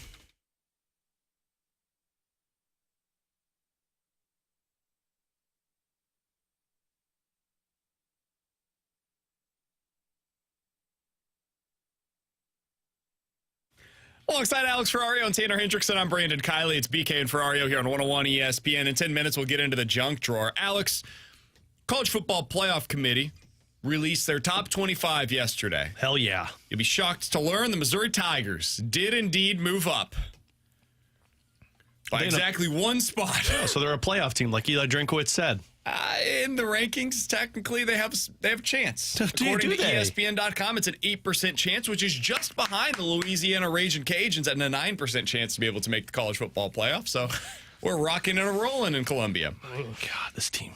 Alex, I did have some significant takeaways from this one. I thought the biggest winner in this was the Big Ten, who has 4 of the top 5 teams right now in the college football playoff rankings. I think deservedly so, honestly. Oregon, Ohio State, that's 1-2. 4-5 is Penn State and Indiana. So big ups to the Big Ten for being able to get 4 of the top 5 and then not having anybody else in the top 25, but that's neither here nor there. I thought a big winner also was Georgia. Now, this really doesn't matter because they've got a big game this weekend, and that's ultimately going to determine whether or not they can potentially make the college football playoff. But I did wonder just how far they would end up falling down. Like, I thought it was possible Boise passes them. I thought it was possible that SMU would end up passing them in the rankings. So that could put them all the way down at like 15th, potentially. I didn't know what they were going to do with Texas A&M. I assumed Georgia's big win against Texas would be enough for them, but I thought Georgia ended up being a pretty big winner in this one as well. Alex, what was your biggest takeaway from what you saw yesterday in the reveal? I think it was Georgia and Alabama. Georgia being still in this playoff conversation, and it makes sense, but this weekend is really what's going to make or break their hopes. The Alabama one moving up as high as they did, I shouldn't say surprising, because obviously they've had a lot more success as of late in terms of their wins that they've accomplished, but watching them move ahead of both Georgia and Ole Miss, putting themselves in the top 10, that's the one for me that I just don't know how to really read Alabama, but saying that they're the 4th best SEC team was a little bit of a shock to me. Biggest winner for me wasn't even SEC or Big Ten school. How the hell is Miami still in this playoff picture? Because I don't know what the committee's looking at. And I thought yesterday was actually a bad day for the committee because it almost looked like they were guessing on a lot of their picks. Miami should have been like 16th. Exactly. I thought that the way the committee had approached their first release was, hey, we're going by big wins. If you got a bad loss, doesn't really matter, but do you have a big win? Okay, well, Miami just lost. They don't really have a big win. So how are they still ahead of SMU? How have they not fallen out of the top 12 in this picture? And it's not even like you could, like I heard a lot of people saying, like for some of the teams on the ESPN coverage when they release this, oh, they're going by the eye test. Man, we must be watching different football games. Because what I watch every week with Miami is they somehow fall behind by like multiple scores, and then Cam Ward puts on his Superman cape and carries the team to a victory. That's not a great formula for football success. And beyond that, their best win this year is Louisville. Exactly. That's their best win. SMU's best win this year is Louisville.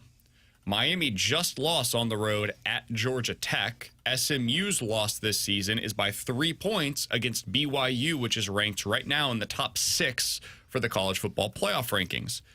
So why is Miami, as of today, ranked 9th while SMU is 14th? It just doesn't hold up to scrutiny to me. I don't see, based on resume, if we were just doing the blind resumes, or hell, you want to watch them, like, cool, win by 1 at Cal. Is that really blowing anybody away? What they have done this year is play with fire seemingly every single week, and eventually you're going to get burned with that. They play in a bad conference with very few contending teams, and they have not done particularly well against that schedule. I think you can make a pretty strong case that Boise should also be ranked right now ahead of Miami. Boise has one loss on the season. It's against the best team in the country in Oregon. They lost that game by 3 points. They do not have some like great win on the season. Sure, grant you that. Neither does Miami. Neither does SMU. So I would have Boise ranked ahead of Miami as well. I think the ACC, and this is something that we were talking about a little bit before the show today, T-Bone. I think the ACC right now is at risk of not having a team that ends up ranked ahead of Boise, which would mean Boise actually gets, I did not realize this. I didn't know this until today. Just full disclosure. Boise could get one of those top 4 spots because it's not the Power 4 teams, the conference winners for those Power 4 teams. It's actually the 4 highest ranked conference champions. So if Boise ends up being ranked higher than whoever wins the ACC, whether it be Miami or SMU, Boise would get the bye while the winner of the ACC is effectively an at-large team. They get what we previously had considered to be the group of 5 spot. That's going to be a fascinating story to be able to follow the rest of the way. We talk about this in baseball, right? The best thing that you can do as a team is to avoid the wild card round. Yeah. Well, the best thing you can do as a college football team this year is to just avoid that first round of the playoff, get one of the top 4 spots. Boise might be in play to be able to do that. And that's why, I think they were the second biggest winner of the rankings last night. Not Georgia, who ended up kind of remaining in the top 12, because I think they're properly ranked where they are, and they've still got a chance if they take care of business themselves. It was Boise State. I mean, Boise State's still ranked ahead of SMU, which, again, I think is ridiculous that SMU is behind Miami, Florida. So what we're basically saying, if we're the committee, is Boise State's got the path to potentially have that bye. Yeah. And if the ACC does end up in that situation, you know what they're going to be? Probably the 12th seed. They're probably going to be on the road to take on a school like Indiana or Penn State, or actually probably Ohio State. Whoever ends up losing in the Big Ten championship game is probably the team that they've got to go on the road to face. To me, the 2 biggest winners was Miami, just because they don't even belong in this stinking thing, and Boise State, because they can look at their path now and go, not only do we have a path to the college football playoff, we've got a path to the college football playoff with a first-round bye attached to it. I want one addendum to that. They should have a path. I'm not sure they do. And the reason why is because of where Miami's ranked right now. Because Miami is very likely going to have another opportunity in the ACC championship game. If they win out, they've got to do that first. But if they end up winning out and win the ACC championship game, they will have another quality victory on their resume. Boise will not. Boise will not have another opportunity to get a big-time victory this year. And if they're already ranked behind Miami and they do not have another quality victory on their resume because of what they play the rest of the way, it would be logical to suggest that Miami will probably finish ahead of Boise State. I think that's a mistake. I think Miami does not have a better resume right now, so they should be already behind Boise. But I think what you learned last night from this rankings is that for whatever reason, the committee is just giving the benefit of that out to the Power 4, and therefore, if the ACC champion ends up with 1 loss, they will be ranked ahead of Boise State. Even though I think that's crazy. And SMU, which is 1 spot right now behind Boise, will jump Boise in the rankings if they were to beat Miami, for example, in that ACC championship game. So really, I think it's a mistake. I'm rooting for Clemson to find their way into this thing. No doubt. Because they've got a shot to get to the ACC championship game, and there will be no argument for Clemson to be ahead of Boise State. Yeah, it would have to be one of those 2 teams, SMU or Miami, to be able to get there ahead of them. Alex, did you have any other big takeaways from the college football playoff rankings reveal? My biggest thing, as a Mizzou fan, just locally, I do think it's noteworthy that South Carolina is now 21 in the rankings. And the reason why, T-Bone, we talked about this. South Carolina should have already been in the rankings after their win against Texas A&M. That was what crazy. My criticism, where I said I just feel like the committee was out here guessing. That was one of them. Nothing changed from last week's rankings to this week's for South Carolina. Other than beating Vandy, which... exactly. Nice win, but it's not playoff beating committee. Texas Let's A&M. pay attention to what the hell we're doing. The reason why it matters for Mizzou fans is that now Mizzou could get another quality victory this week. If they're able to beat South Carolina on the road. I don't think they will. I would bet on South Carolina this week. But if Missouri were able to do that, that would be considered now a quality victory on their resume. I would be curious to see how much that would jump them.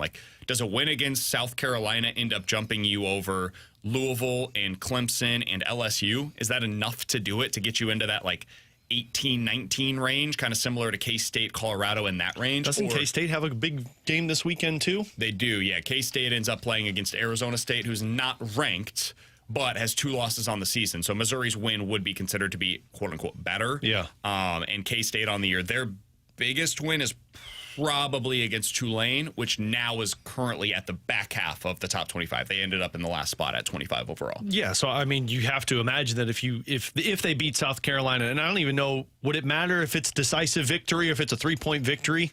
I mean, it helps more if you have a big win. But it's just talking about moving up to that 18 spot, probably right around that range, and then back nothing half of else. the top. And then you hope that, you know, if something bad happens to K-State or Colorado, maybe it gives you an advantage to move up there. But that would really be the only jump you're talking about. And then from there, you just have to hope that somebody else does the damage to themselves. If you're a Mizzou fan, what I think you're rooting for this week, I think you're rooting for K-State to lose against Arizona State. That would help you. I think you're looking for Colorado also to potentially lose down the stretch at some point. Just one of their final 3 games. If that happens, I think you're in a good footing there. And really, you've got to take care of your own business. And if you do that, like, I think it's highly unlikely you find a way to get into the top 12. I do. But you could probably get into the top 15. The top 15 is doable, but you'd be like 14 to 16, which makes it all the more frustrating that you ended up just on the outside looking in. But I think that's the ceiling really for the team right now. Yeah. All right, coming up next, time for the Junk Drawer here on 101 ESPN.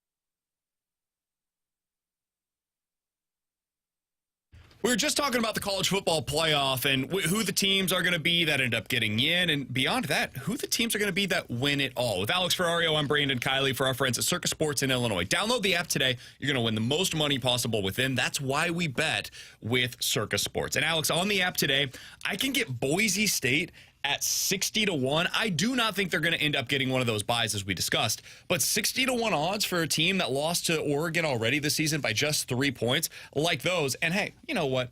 Why not put a few bucks on Mizzou at 200-1 to win the college football playoff? Is it likely? No, but if they do, I'd like to have them at 200-1. Yeah, why wouldn't you when you get those type of odds? And this is where Circa Sports comes into play. They're giving you the best odds possible for those future bets, those large markets. And here's the best part.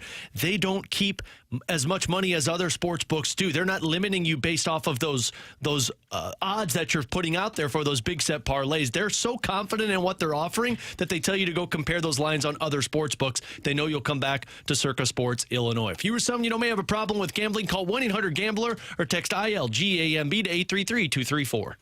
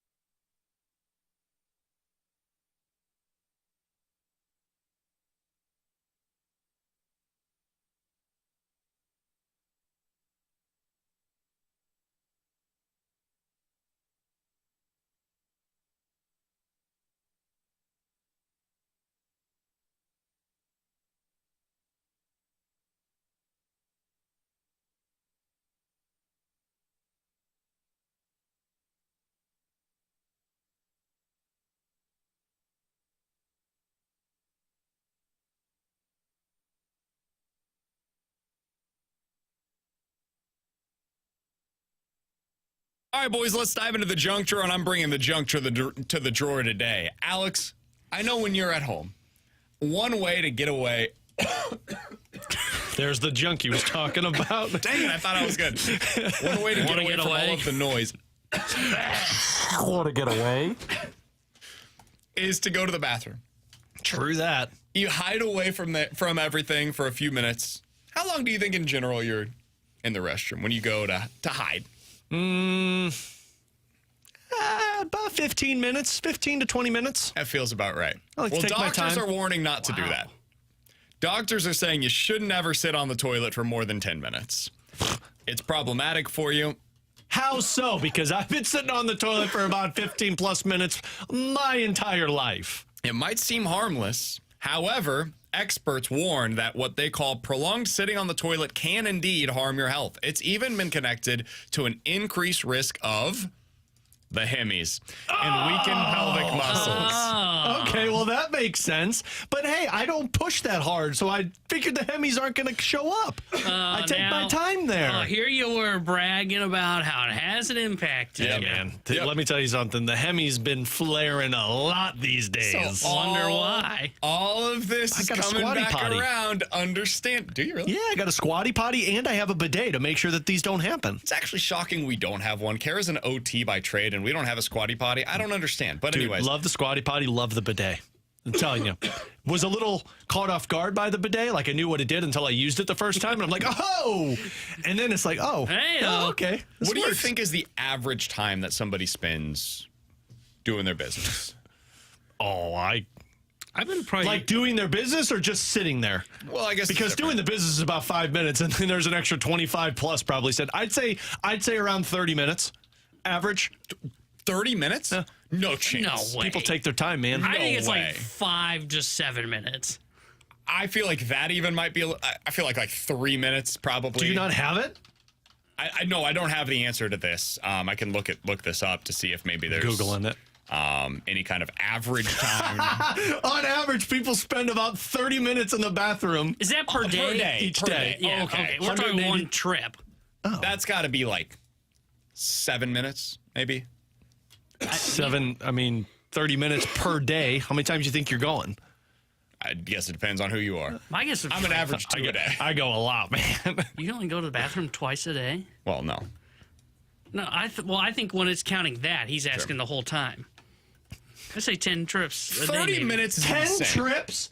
Yeah. How many times you go to the bathroom, man? How do you drink a bunch of water? I feel like 5. You 5 don't feels drink about a right. bunch of water. You drink soda. You drink Well, coffee it and has to come alcohol. out. Yeah, but not like that. Actually, that explains why he has to pee 10 times a day. Yeah. I think If I'd you're probably. drinking coffee exclusively, like, dude, T-Bone might as well have an IV of just. Dude, I've started to cold notice brew. like the bottom of my right eye is like twitching Someone constantly. said Alex Roids Ferrario. That's my name. And not the good roids, the bad roids. All right, coming up next, so I can get out of here. How do the Cardinals handle things if they can't find a suitor for Nolan Arenado? We'll talk about it here on BK and Ferrario.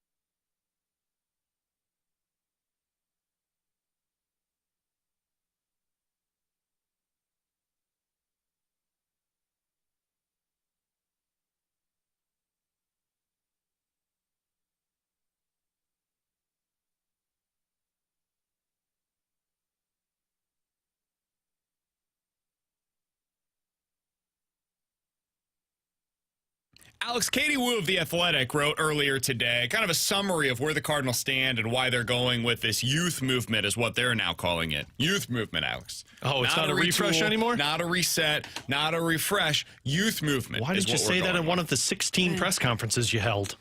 I don't like it. They held another one at the GM meetings, youth movement. That is the new terminology that we shall be using for the I St. will Louis call this a Cardinals. rebuild like it should be called. During this, Katie Wu wrote that Arenado's situation is less clear than that of either Contreras or Sonny Gray, both of whom have indicated that they would like to stay in St. Louis. Quote, even if he does prefer to be traded, there is no guarantee that he will be. His heavy contract and performance decline over the last 2 seasons, along with his full no-trade clause, does not leave much room for negotiation. Trading Arenado would open up third base for Donovan or Gorman, though Walker also played third base for the majority of his minor league career. The Cardinals prefer to leave him in right field next year, at least for now. Alex, here's my question. Because we've thought about this experimentally, but what happens to the Cardinals if Nolan Arenado can't be traded? If they can't find a suitor that he's willing to go to, and he says, you know what? I don't want to go play for, I don't even know who the New York Yankees. I don't want to be in New York. And they're the only team that has the money and the interest to come get Arenado. Well, then you're stuck. What does that mean for the Cardinals and their plans heading into next year in your mind? It means you have to move one of those third basemen that you're relying upon. I think you have to veer in a different direction if you're trying to go this youth movement, and I understand you want to find playing time for all of these guys, but we've talked about you're kind of log-jammed right now, because if you're going to put Gorman at second base and then Donovan's going to be, the super utility guy, you're going to play him as the DH. I know you can get creative, but I think if Arenado's there and he's not going anywhere, third base is in that position. I would be looking at some of these guys that are in the system, whether it is Nolan Gorman or Lars Nootbaar or Brendan Donovan, one of those guys as a potential trade chip to go out there and find a piece that fills another void for you. We talked a lot about Alec Bohm and getting creative in that sense. So that might be out of the question. But can you go out there and find somebody like an Alec Bohm for your outfield? Because if you've got a Gorman who, let's say, you want him at second base, well, then Donovan, is he going to be an everyday outfielder? I just think you've got a lot of guys you're trying to be versatile with and use them in super utility roles, to whereas if Nolan Arenado is here, maybe you look at a Nolan Gorman and say, I don't know how you fit into our puzzle moving forward. Yeah, I almost wonder if you do have to get creative and try a move like that. And now it becomes we couldn't move Arenado. Now, granted, you don't do trades for trade's sake, but you can't move on from Arenado, so maybe you explore the idea of trading a Fetty and a Steven Matz, and you open up a third spot in the rotation, right? So you got McGreevy and Palante in there along with Michaelis and Sonny Gray. Maybe you use some of those pieces and see if you can find a young arm. Like maybe you go to Seattle and say, you guys need offense. Look, we'll give you a Nolan Gorman, and we'll take I'm trying to think who their third or fourth best arm, like Wu, for example. But he had a pretty good year, so he may be a little bit too much. But maybe you do something like that. You look at a team that says, hey, we need a young bat. We've got a young arm that's kind of like a number 4 for us. Like, where Gorman would be great is New York. Yeah. Like if the Yankees said, hey, we're willing to trade Clark Schmidt. I'm not doing that. I think it's a little too much to give up Gorman for that, so maybe you include something else in that package. But I think that's what you have to do is you start to explore the trade market and get creative and try and move on. Nope. You need to throw in money.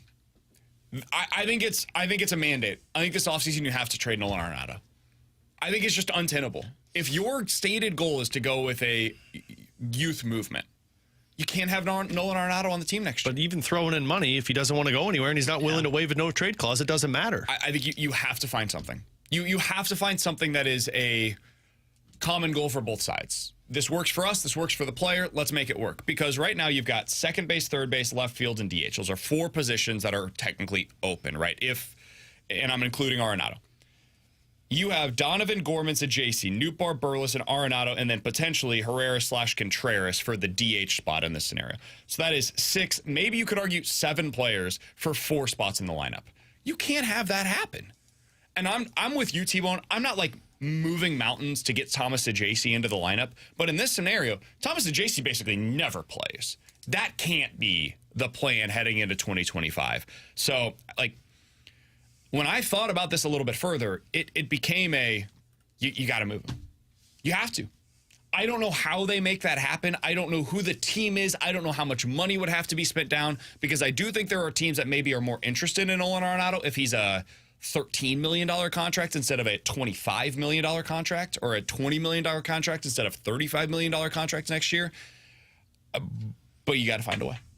I think if you're the Cardinals, and this is part of what's positive about them having their RSN money ready to go, you're not cash strapped anymore the way that you thought you might be.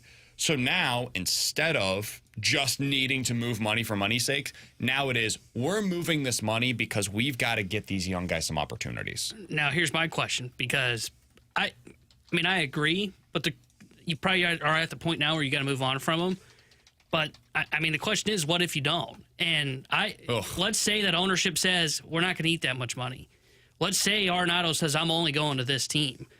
Now, if what you're saying is we have to move on from, are you willing to throw in like a Helsley to get the deal done? If you can't eat much money and a Dodger, let's say it is the Dodgers. I'm just using it as a caveat. I think at that point, then you have to really weigh the option of, do we just include Helsley just to get this deal off the books? My answer to that depends on what you're getting in trade offers for Helsley. If you're not getting like a top 100 prospect in return for Helsley, if you're getting something more similar to like some of the recent closer trades that we've seen in the offseason, which there ain't many, man. And that's the case for a reason. A lot of teams don't trade for these guys until they get to the deadline. And that scenario where you're not getting a ton in return anyways, you're getting a decent return, but not a lot. Yeah, I'd probably include him because I think it's that important to find out what you have internally next year. Like, I'm certainly not trading Gorman. I'm not trading Gorman. I'm not trading Donovan. I'm not trading Nootbaar. I'm not trading Burleson. I'm not trading these guys just because I need spots open. That feels like what the Cardinals have done in the past. Hey, we don't have a spot for you. We've got this veteran that's playing here. I guess the young guy's going to have to lose out on opportunities because we've got this veteran that's stuck. I'm not doing that. Not this time. Now it's got to be the veteran. And if trading Helsley is what allows that to happen, that is last resort, absolute last resort. But if you tell me no teams are interested in the money, ownership tells you you can't spend the money to pay down the contract, and the only way that I can move this is by including Helsley in the deal, I got to do it.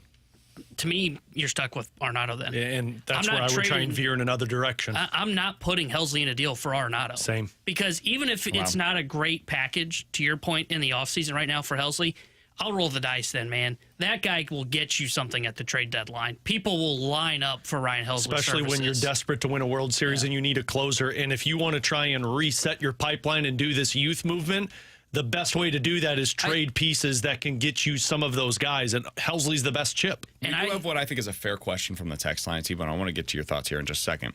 From the 980. Guys, why are you trying to force Nolan Arenado out? If they can't find the trade for him, oh, well, he stays. You adjust. The man was an MVP candidate just about a season and a half ago. He might have had just one bad season and bounces back next year. The reason why is because he's 33 years old in severe decline. For the past 2 seasons, he has shown a real dip in his power. He went from a 533 to a 459 to a 359 slugging percentage. That's a real trend that we are now seeing. And if that power doesn't come back, and it typically doesn't when you turn 34 years old, this is who he is, which is a really good defensive third baseman with nice contact-oriented ability who probably bats 6th for a contender. There's value in Nolan Arenado still. It's just not here. Not when you're going through this youth movement, not when you're trying to win for 2026 and 2027 instead of winning at the expense, really, of winning in 2025. If the Cardinals were pushing again next year, I wouldn't be saying this because you can win with Nolan Arenado, and it's a sunk cost. There's no reason to include Ryan Helsley in such a deal. But if you're not trying to win next year, Helsley's value is diminished here. The risk of him potentially getting hurt before the deadline is real next year. I need that spot. I need those at-bats to find out what we have internally with all of these different options. Donovan, Gorman, JC, Nootbaar, Burleson, Contreras, Herrera. I need to find out what those guys are. Arenado, I know what he is, and it's not something that's going to help me 2-3 years from now when the Cardinals are trying to win again. Yeah, I agree on the idea of you should be looking to trade Arenado because you're right. He's in serious decline. It's why I don't think they're going to be able to move on from him without eating a huge chunk of his salary. I don't think he's ever going to get back to the guy he was. And if we're being honest, 3 to 4 years in St. Louis were disappointing. Just flat out. Arenado was a disappointment in that trade for the Cardinals. He had one MVP type year. First year, he was good, but it wasn't what you expected. And the last 2 years have been serious decline. So I'm open-minded to the trade. I'm just not including Helsley in that deal.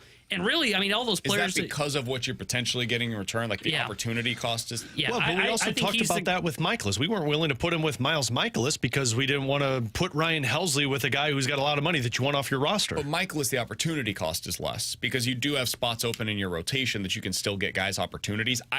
And there's just fewer guys that are fighting for those opportunities that are ready-made for the major league level. You can't send these guys down. Like Donovan's here, Gorman's here, Sajasi's here, Burleson here, Herrera here. I'm not sending those guys down, and it is time to find out once and for all what they are. So that's why I think it is so imperative for this team to move on from Nolan Arenado this offseason. If their stated goal is to do this, well, then let's go do it. Let's actually get accomplished what we need to do this year. If not, if you end up going in a different direction, what is the point of 2025? I think there's a chance 2025 is just a wasted year. And I think you're trending towards that. Because I'm not putting Helsley in a deal with Arenado. It is a non-starter for me. Because he will get a good return at the trade deadline. If that's how long you're holding on to him. He might have. I think you're going to end up leaving. Year. Maybe, but I think it's worth the roll of the dice. He might get hurt next year. Because we have no idea that you're trade him in the offseason and get what you can now. If you trade him in the offseason, the return will not be what it is at the deadline. So there's a risk in any of these three scenarios. There's risk in trading him now. There's risk in waiting till the deadline. There's risk in trading him with Nolan Arenado. But you're not getting anything for trading Ryan Helsley with Nolan Arenado other than getting off of a bad contract. Maybe. And you're doing that to open up a spot for Nolan Gorman? And what if Nolan Gorman's not the guy you thought even with the playing time? At least I know. But you traded an asset that could have got you a top 100 player. But maybe. Probably not in the offseason. Maybe at the deadline. That's a risk as well. And I'm not saying any of you guys are wrong. What I'm saying is these are the things that they need to be thinking about right now. These are the discussions that they need to be having. The hope is somebody's willing to take on Arenado. And if that happens, none of the rest of what we're talking about here matters because now you don't have this problem and we can all move forward accordingly. And that's got to be the primary goal this offseason. But what gets really difficult is when you got teams that tell you, like, hey, we're not willing to take on all of the money. And maybe the ownership says, hey, well, we're not paying it down. So what are you going to do, Mo? What's your plan here? And then it gets into the question that you asked. It's a good one, T-Bone. Do you consider including Ryan Helsley in that deal? For me, the answer is yes. I understand. I totally get why you wouldn't do that. I just think if you don't, now it's a choice of keeping Ryan Helsley for the possible return that you get at the deadline or finding out once and for all what you have in Donovan, Gorman, Nootbaar, Burleson, and Herrera. And the reason I brought up the idea of like maybe if you get into this spot where you can't move him, you look to trade one of them, you're still selling a little bit high. Now, granted, Gorman's value lower than it would be, but still it's not like it's nothing. You know, teams will look at Gorman and say, we can fix that. I think the problem they can fall victim to, even during a retool, is what they've fallen victim to over the last 5 years, which is they just have all these prospects and they don't pick and choose which ones they're going to build around. But that's what next year's for. But start picking and choosing. If you have Arenado, that changes. Now you have to pick and choose which guys. Right now, you have to decide who are getting those at bats. And this is where this is where the fork in the road is. I agree, T-Bone. You're right. If you have Arenado, you got to do that. I don't have Arenado. My choice is I don't have him. I'm veering off to this exit ramp where I can trade Ryan Helsley with him if that's what it costs, or I can throw money into the deal if that's what it ends up costing. Your exit ramp is, well, then I'm gonna have to choose now. Like I'm being forced against my will to choose which of these guys I would like to be no longer a part of the roster. That might be the decision they have to make. I think what they would probably do is the path of least resistance, send Thomas Ajayci back down to AAA, and then they'd make it work with the other guys, and it just becomes another season where every Cardinals fan is infuriated because it's just guys moving around positions, guys getting inconsistent playing time. They're in the lineup one day, they go 0 for 3, they're out of the lineup the next day, and then nobody's happy with any of it. So it's a tough spot, man. It's a really tough spot for John Mozeliak in what is his final offseason as the Cardinals president of baseball operations. I know we got to go to break. You know what they need to do if this is the case? If they can't trade Arenado, Contreras is back behind the plate. Because it frees up another spot, right? Now I've got Contreras that can catch. He can split time with Ivan Herrera. Sorry, Pajes, you're in AAA. Oh, what a pity. That's where they've created this blockage now. But what spot does that open up for your players? That opens up first base for Alec Burleson. It also creates the DH spot now that is open for a Nolan Gorman or a Brendan Donovan. But now where's Herrera playing? Herrera is kind of the guy that ends up splitting time behind the plate. So then you're taking one of those bats out of the lineup, though, 50% of the season. Behind. Or you can have Herrera learn first base if you really want to bats for him. It's the same issue either way. I've still got fewer at-bats for those guys. But you don't have to work Pajes into this equation. Or Sajasi, honestly. Like, I think that's where they've created this block is first base now. Is Contreras is there. I think the block is Donovan, Gorman, Burleson, those guys. JC, and Nootbaar. I don't think it has anything to do with second Pajes. base, third base spot is where I think is the biggest block for them right now. And you can make it work if you pull Arenado out. I don't think you can if you don't. With Alex and T-Bone, I'm BK. It's BK and Ferrario here on 101 ESPN. T-Bone also has another opportunity. You could also trade one of those other guys. But you have to pull somebody out. I think you need one of those names to be pulled out of the lineup in order to make this thing work in 2025. We'll see which one it ends up being. Coming up next, NFL Probably Quick Hitters Herrera. here on 101 ESPN.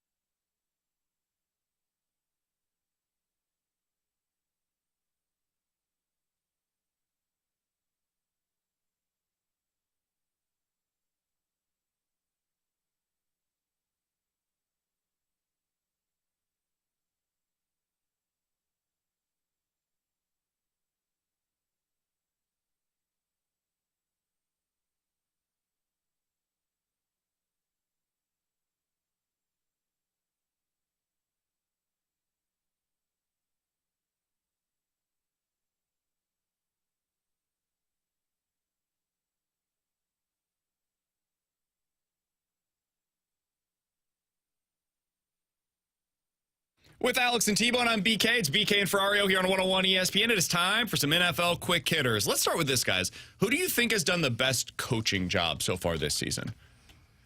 Oh, man. I would say it's Mike Tomlin. If you're telling me my two quarterbacks are Justin Fields and Russell Wilson, and I'm sitting at 7-2 on a 4-game win streak and the best team in my division, yeah, that's the coach of the year right there. Oh, man, that's a good one. He'd be up on that list for me. I don't think he's ever won a Coach of the Year, by the way. Well, that's just ridiculous. Which is crazy. That's yeah. absurd for a guy who's always above 500.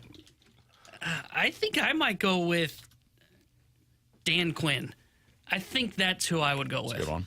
You know, you look at the Commanders team that had no expectations into this season. It was not just because they had a rookie quarterback, but I didn't think their defense was that good. And I still don't think it's great, but it's a lot better than I expected coming into the season. So I would probably go Dan Quinn. I'm curious if you're going to say the name that I was also thinking in this list. Are you thinking Sean McDermott? No, but that's a good one. I didn't have him on my I would go bingo Andy card. Reid. Wow. I know. known but, that one. Wow. I mean, I was going to go Jonathan Gannon was who I was going to go that's a with. really good one as well. Arizona. I feel like they're kind of meeting expectations, though. They're in first place in the NFC West, so it feels a little different. They are 6-4, man. They're basically a 500 team so far this year, and I thought they would be pretty feisty this season. Their wins are against the Rams, San Francisco, the Chargers, Miami, Chicago, and New York. It's not as if they're beating a bunch of the best teams in the NFL. Now, that's what you do. You win enough of those games, get 10 wins over the course of the season, you make it to the postseason. But I wouldn't have him above Tomlin. I wouldn't have him above I would have McDermott above him as well. I think he might be one of the favorites, though, to win it because people don't view it the same way I do. Yeah, so Mike Tomlin has never won this award. That's embarrassing. Isn't that crazy? It's because the team's always expected to be good. Yeah. Which part of the reason why I would look at him and be like, yeah, you're the Coach of the Year. Because your team's expected to be good, but guess what? They're actually good. Andy Reid won it in 2000, 2002, and then in 2018. So this would be his fourth one if he were to win it. Was 18 with Smith? 18 would have been the first year with Patrick Mahomes. I couldn't remember if that was Mahomes yet. Yeah. All right, well, go ahead. Explain your non-homer take on Andy It's not Reid. a homer, though. It's not a homer. I mean, they're 9-0.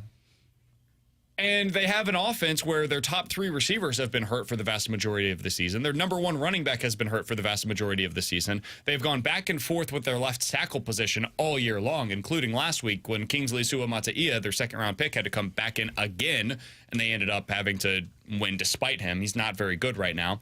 Their number two cornerback is currently hurt. They had to trade L'Jarius Sneed in the offseason to be able to make the money work. They have been without their number two defensive end all season long. I think the job that he has done, and you can include Spags in this as well, it's part of it, it's been honestly pretty miraculous. It's been one of the best coaching jobs that I've seen from Andy Reid so far in his tenure in Kansas City. It's crazy none of us had Dan Campbell. He's been great. I think they're playing to expectations. That's why I think they kind of fall You think into the it. expectation this year was 9-0? No, I was talking about Dan Campbell. I apologize. That was Tony as well. It was very Tony. But yeah, the Chiefs are playing to expectations, by the way, as well. Maybe not 9-0, but like being one of the best teams in the AFC, I expected that. Now, I think everything that you said is fair. Like, they don't have Pacheco. Kareem Hunt found the fountain of youth somewhere, which is incredible. They didn't really have a wide receiver room because they dealt with so many injuries. But you still have Mahomes. And I think that's why he's going to get docked a little bit. And, like, when I think of the Chiefs, the funny thing is, like, when you talk about great coaching job, Andy Reid, it's just because of Mahomes. I kind of throw him to the side a little bit. I look at Spags, man. I go, holy He should win crap. defense or assistant coach of the year. Yeah. He's been amazing. His defense is unbelievable. And that's why, like, I think Reid's going to get docked a little bit because of that. Totally fair. All right, next thing up here. Guys, if I took off the top two teams in either conference, no Chiefs, no Bills in the AFC. If I took off the Lions, and who do you want to call the second best team in the NFC right now? Pick your poison right now. You gonna go Eagles? It's got to be the You Eagles. gonna go 49ers? I'd go Eagles. Take the Eagles off.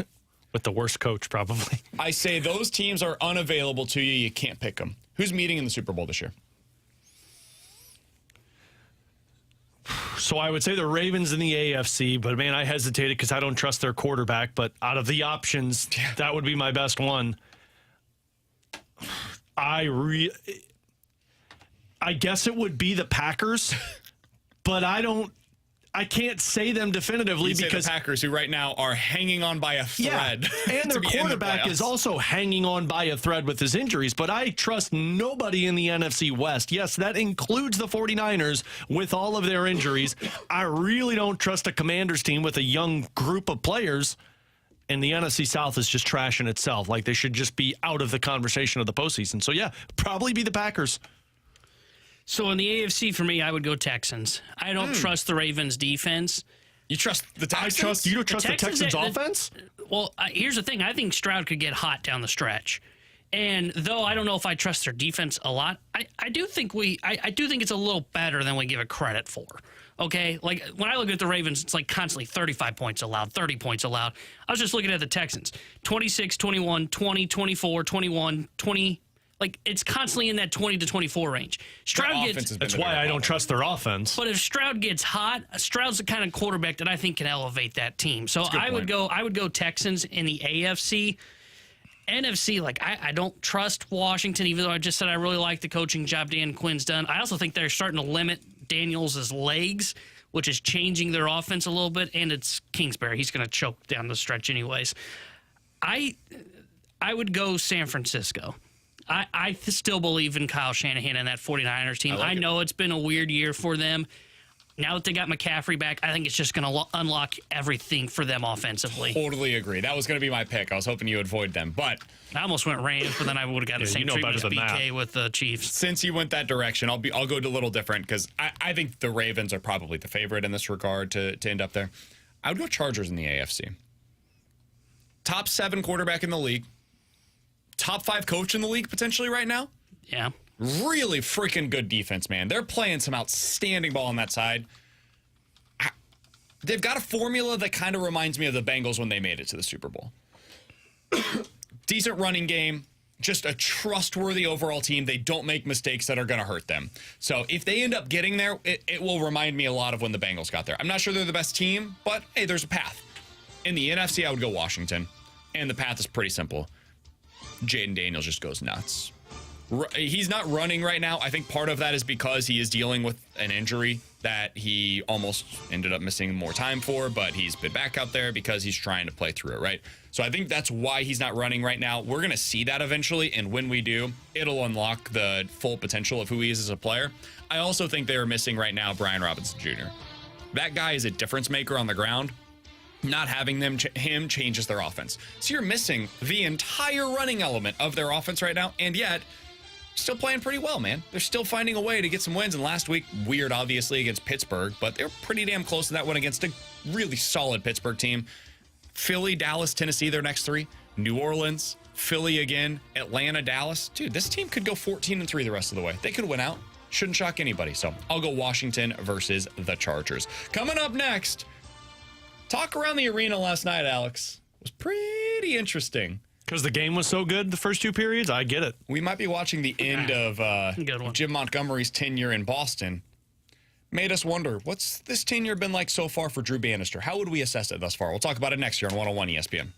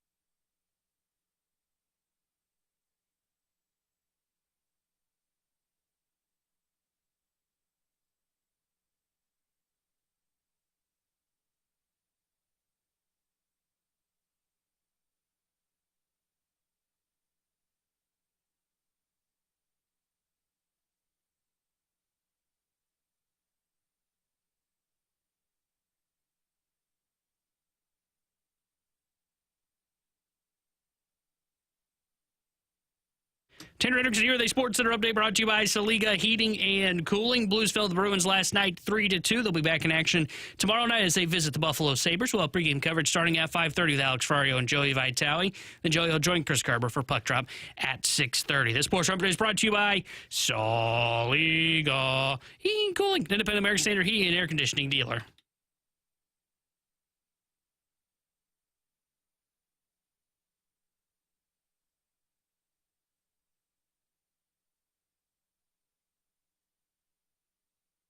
Yesterday at the arena, The old arena? a lot of conversations were being had in the press box about what the future held for Jim Montgomery in Boston. Doesn't sound like things are going particularly well there for him. Why, man? Not sure how much longer he's going to have that job, unfortunately. I don't think he's their problem, but as we talked about earlier this week, this is the way that things go in the NHL. So it got me to thinking, and I wanted your perspective on this. How would we evaluate the job that we've seen so far from Drew Bannister? We're a little less than a quarter of the way through the season. So what would your response be to that, Alex? How do you feel like Drew Bannister has done so far this year? Okay. And is it fair to even grade him? Yeah, that's the hard part. I don't even know if I could really grade him right now. Here's the part where I would say it's underwhelming with Drew Bannister. I'm not seeing the growth of the younger players.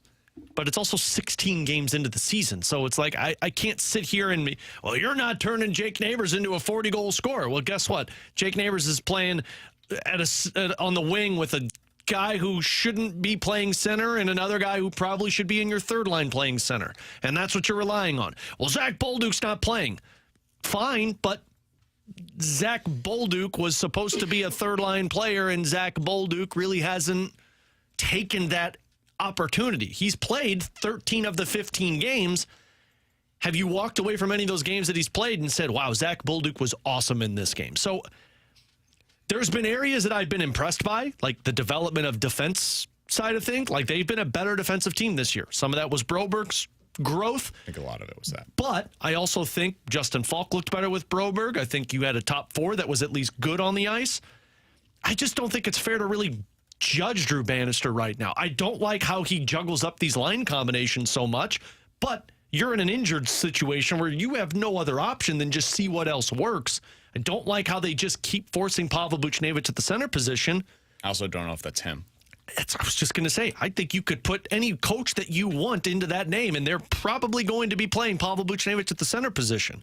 So before I look at Drew Bannister, I'm going to give this about halfway through the season to see what it looks like, because for right now, I just don't think there's enough evidence for me to say if he's been good or bad. Yeah, I don't know if you can grade Drew Bannister yet, and I don't know if you're going to be able to by the time we get done with this season, because I think some of it is tied to the injuries of Broberg and Thomas. I do agree. Defensively, I think they have been better, and I think it is a big part of Broberg, but hey, Broberg can continue to develop under Drew Bannister. The problem is, we've said this, and I said this at the beginning of the year, I didn't feel like their line combinations, like when they were in training camp, looking at their line combinations, it didn't feel like you were maximizing your roster. So how am I supposed to judge Drew Bannister and if he's been able to develop a Jake Neighbors, a Jordan Kyrou, a Dylan Holloway, these kind of players, when they don't have a center on their roster? Like currently, right now, they do not have a center. Not a top six center. A center. I don't think they've got one. Well, yeah, like Shen. Well, that's fine. Fox is a third line center. Fox is Sonny. I think that's fine for. They don't have, but those guys aren't guys that are going to help you evaluate the guys around them. Where you're really trying to evaluate is Holloway in the top six, and you don't have the top six center. So yes, you're right. They don't have a top six center, and because of that, you can't evaluate anything. Like you got Booch playing center right now. Hey man, Booch doesn't look good in the center position. I don't know how you could evaluate anything from your wingers this season. When you came into the year, you go to the Doug Armstrong comment of what the expectations for the team was. And it was, we believe we are a team that can compete and should compete for the playoff spot. But then he was also asked, what are your expectations for Drew Bannister? And he said, honestly, nothing has changed from where he was last year. And when he was brought in, you remember what they talked about with Drew Bannister? 1, accountability for players, and 2, developing the younger players. Those are 2 areas that they were focused on when they brought Drew Bannister in. How do you feel like the accountability has been so far this year, considering they quit in a game, and then it seems like every other night they have a period where they just don't play? And that's the part where I look at the injuries and say, how can you hold guys accountable when you have nobody to sit Because in that game against the... Last night, to his credit, Brandon Saad played like 2 minutes in the third period. Yeah, and they sat Zach Bolduc, who I know it's a younger player, but if he didn't have a good game, you're going to sit him there. But if you would have had a full, healthy roster, I don't believe somebody in your top 6 would have been playing if Robert Thomas was available to you. That would have been an accountability factor. If Broberg is healthy for you, I'm not sure Ryan Suter's still playing up with Colton Parayko, because I think you're probably pushing somebody out of the lineup, and Broberg's still in there with Justin Falk. So I think the accountability factor is as good as it can be for the roster that's in place, and the development of the young players, like Tebow mentioned, I can't sit here and judge them on that because you don't have anybody to help evaluate those guys and develop those guys. That's kind of where I'm at. I don't think it's fair to evaluate him right now. I don't know if he's done a good job or not, because how could you? He doesn't have a top 6 center on this roster right now. Doesn't have... I like what they've had from Ryan Suter, and I think we maybe got out a little bit over our skis early on with what he was capable of at this point in his career. He's probably a third-pair defenseman right now. And he gave you a few really good games as a top-pair defenseman. He does look right now like he's kind of hitting that wall of like, okay, you were a top-pair defenseman for a few games. Now it's probably time to get you back down in that third pair, but they don't have anybody to take that spot, so it's got to be Ryan Suter. So when you have those kinds of scenarios and you look at the power play, well, the power play hasn't been good, BK. That's got to be the coach's fault. Okay, well, the personnel also has to be able to shoot, and they don't have a shooter right now on their power play.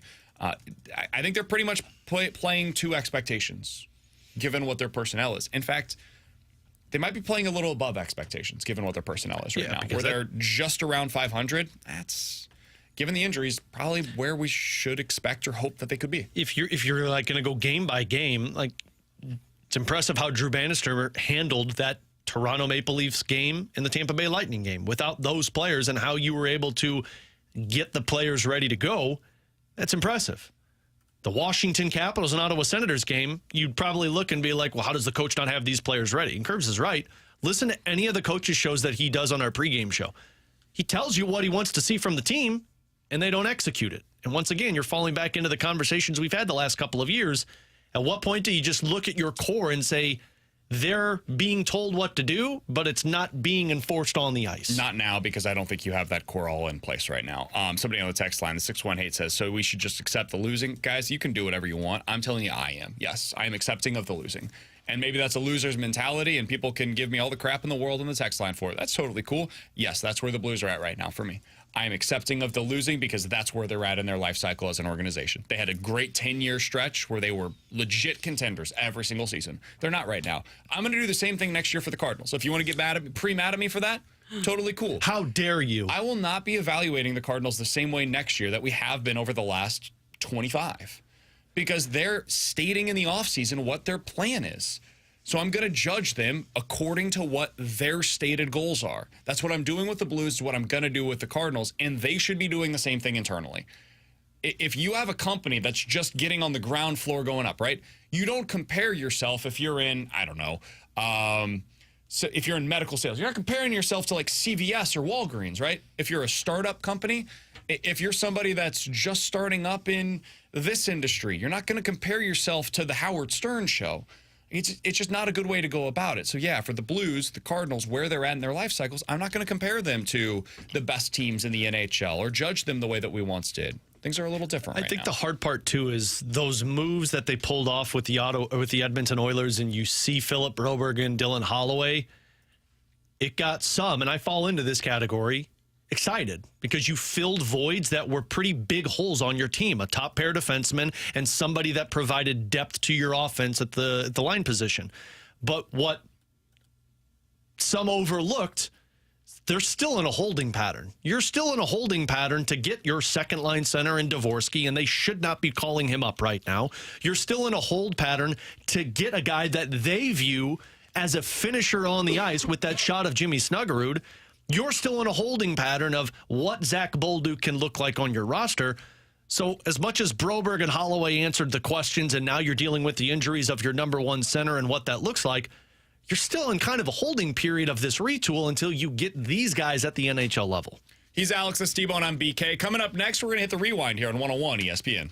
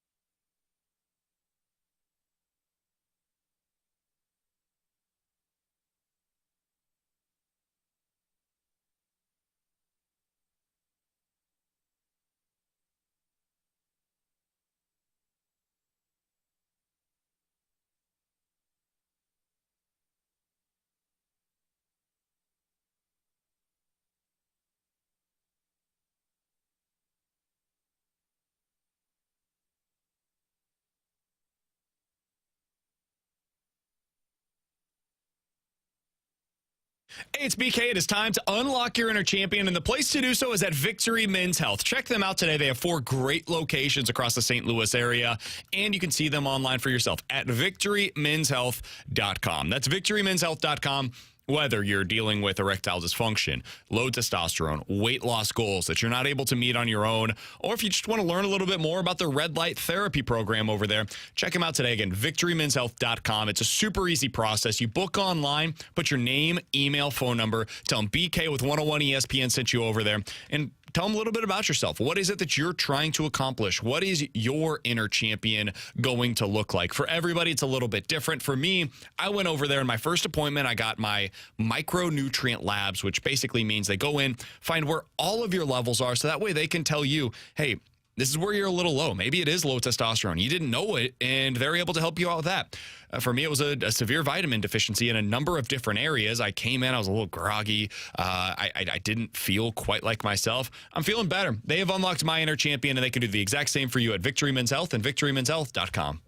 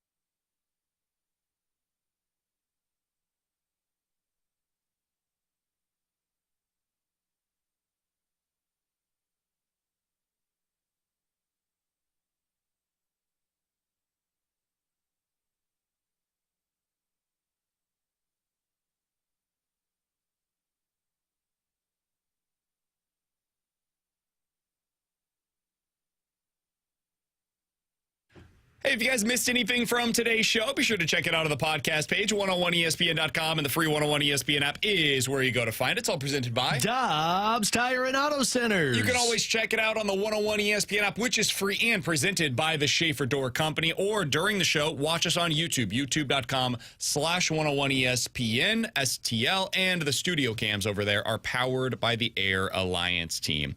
Alex, your biggest takeaway from last night's game for the Blues, they lose 3-2 after having a 2-0 lead going into the third period, was what? A little bit of a concern that this team's falling back into some of the mistakes and the problems that they had last year, to where you just lack that confidence on the ice. When things go bad, you don't know how to stop that snowball from going.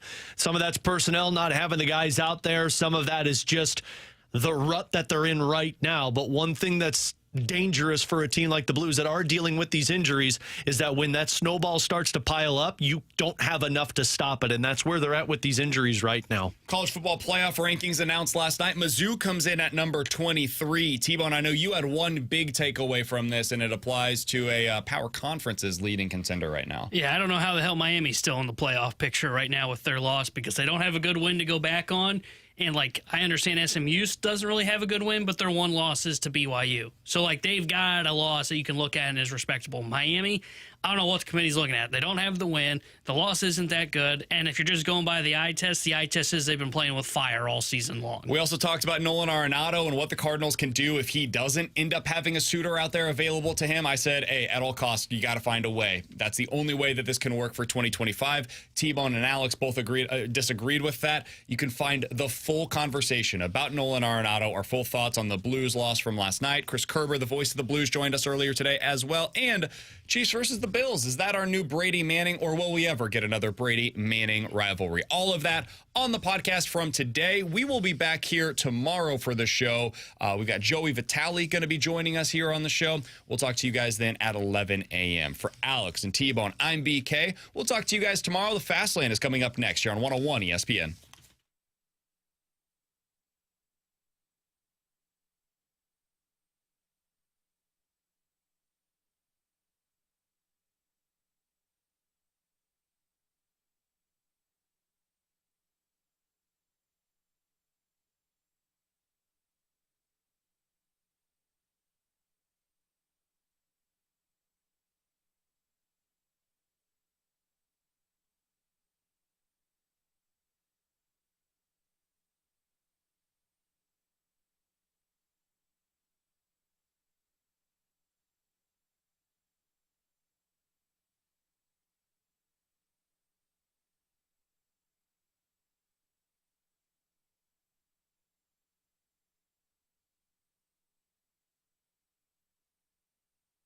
Alex Ferrario with you to talk about my insurance agent, Tracy Bibb, taking care of the Ferrario family with our home and car insurance. You hear me talk about her all the time. Plenty of examples of how she saved me some money and saved me a lot of headaches of dealing with issues with our home and with our car. Whether it's a fender bender on the side of the road, or you've got water damage in your basement, which did happen a couple of weeks ago, or maybe it's just a tree branch falling on your roof. All of those things, Tracy is there to take care of you. One, she's always finding those competitive rates to save you money. And two, she's always available. You get incredible customer service with her and her team at Allstate. What that means, anytime you call, they answer and they give you answers rather than waiting around for 2 weeks, not knowing who you're going to talk to, not knowing what the answers might be. So give Tracy a call today. Tell her Alex Ferrario sent you. She'll walk you through a free non-committal quote. Super simple. 314-328-4260. Again, that's 314-328-4260. It's no fib. You're always in great hands with the Bib.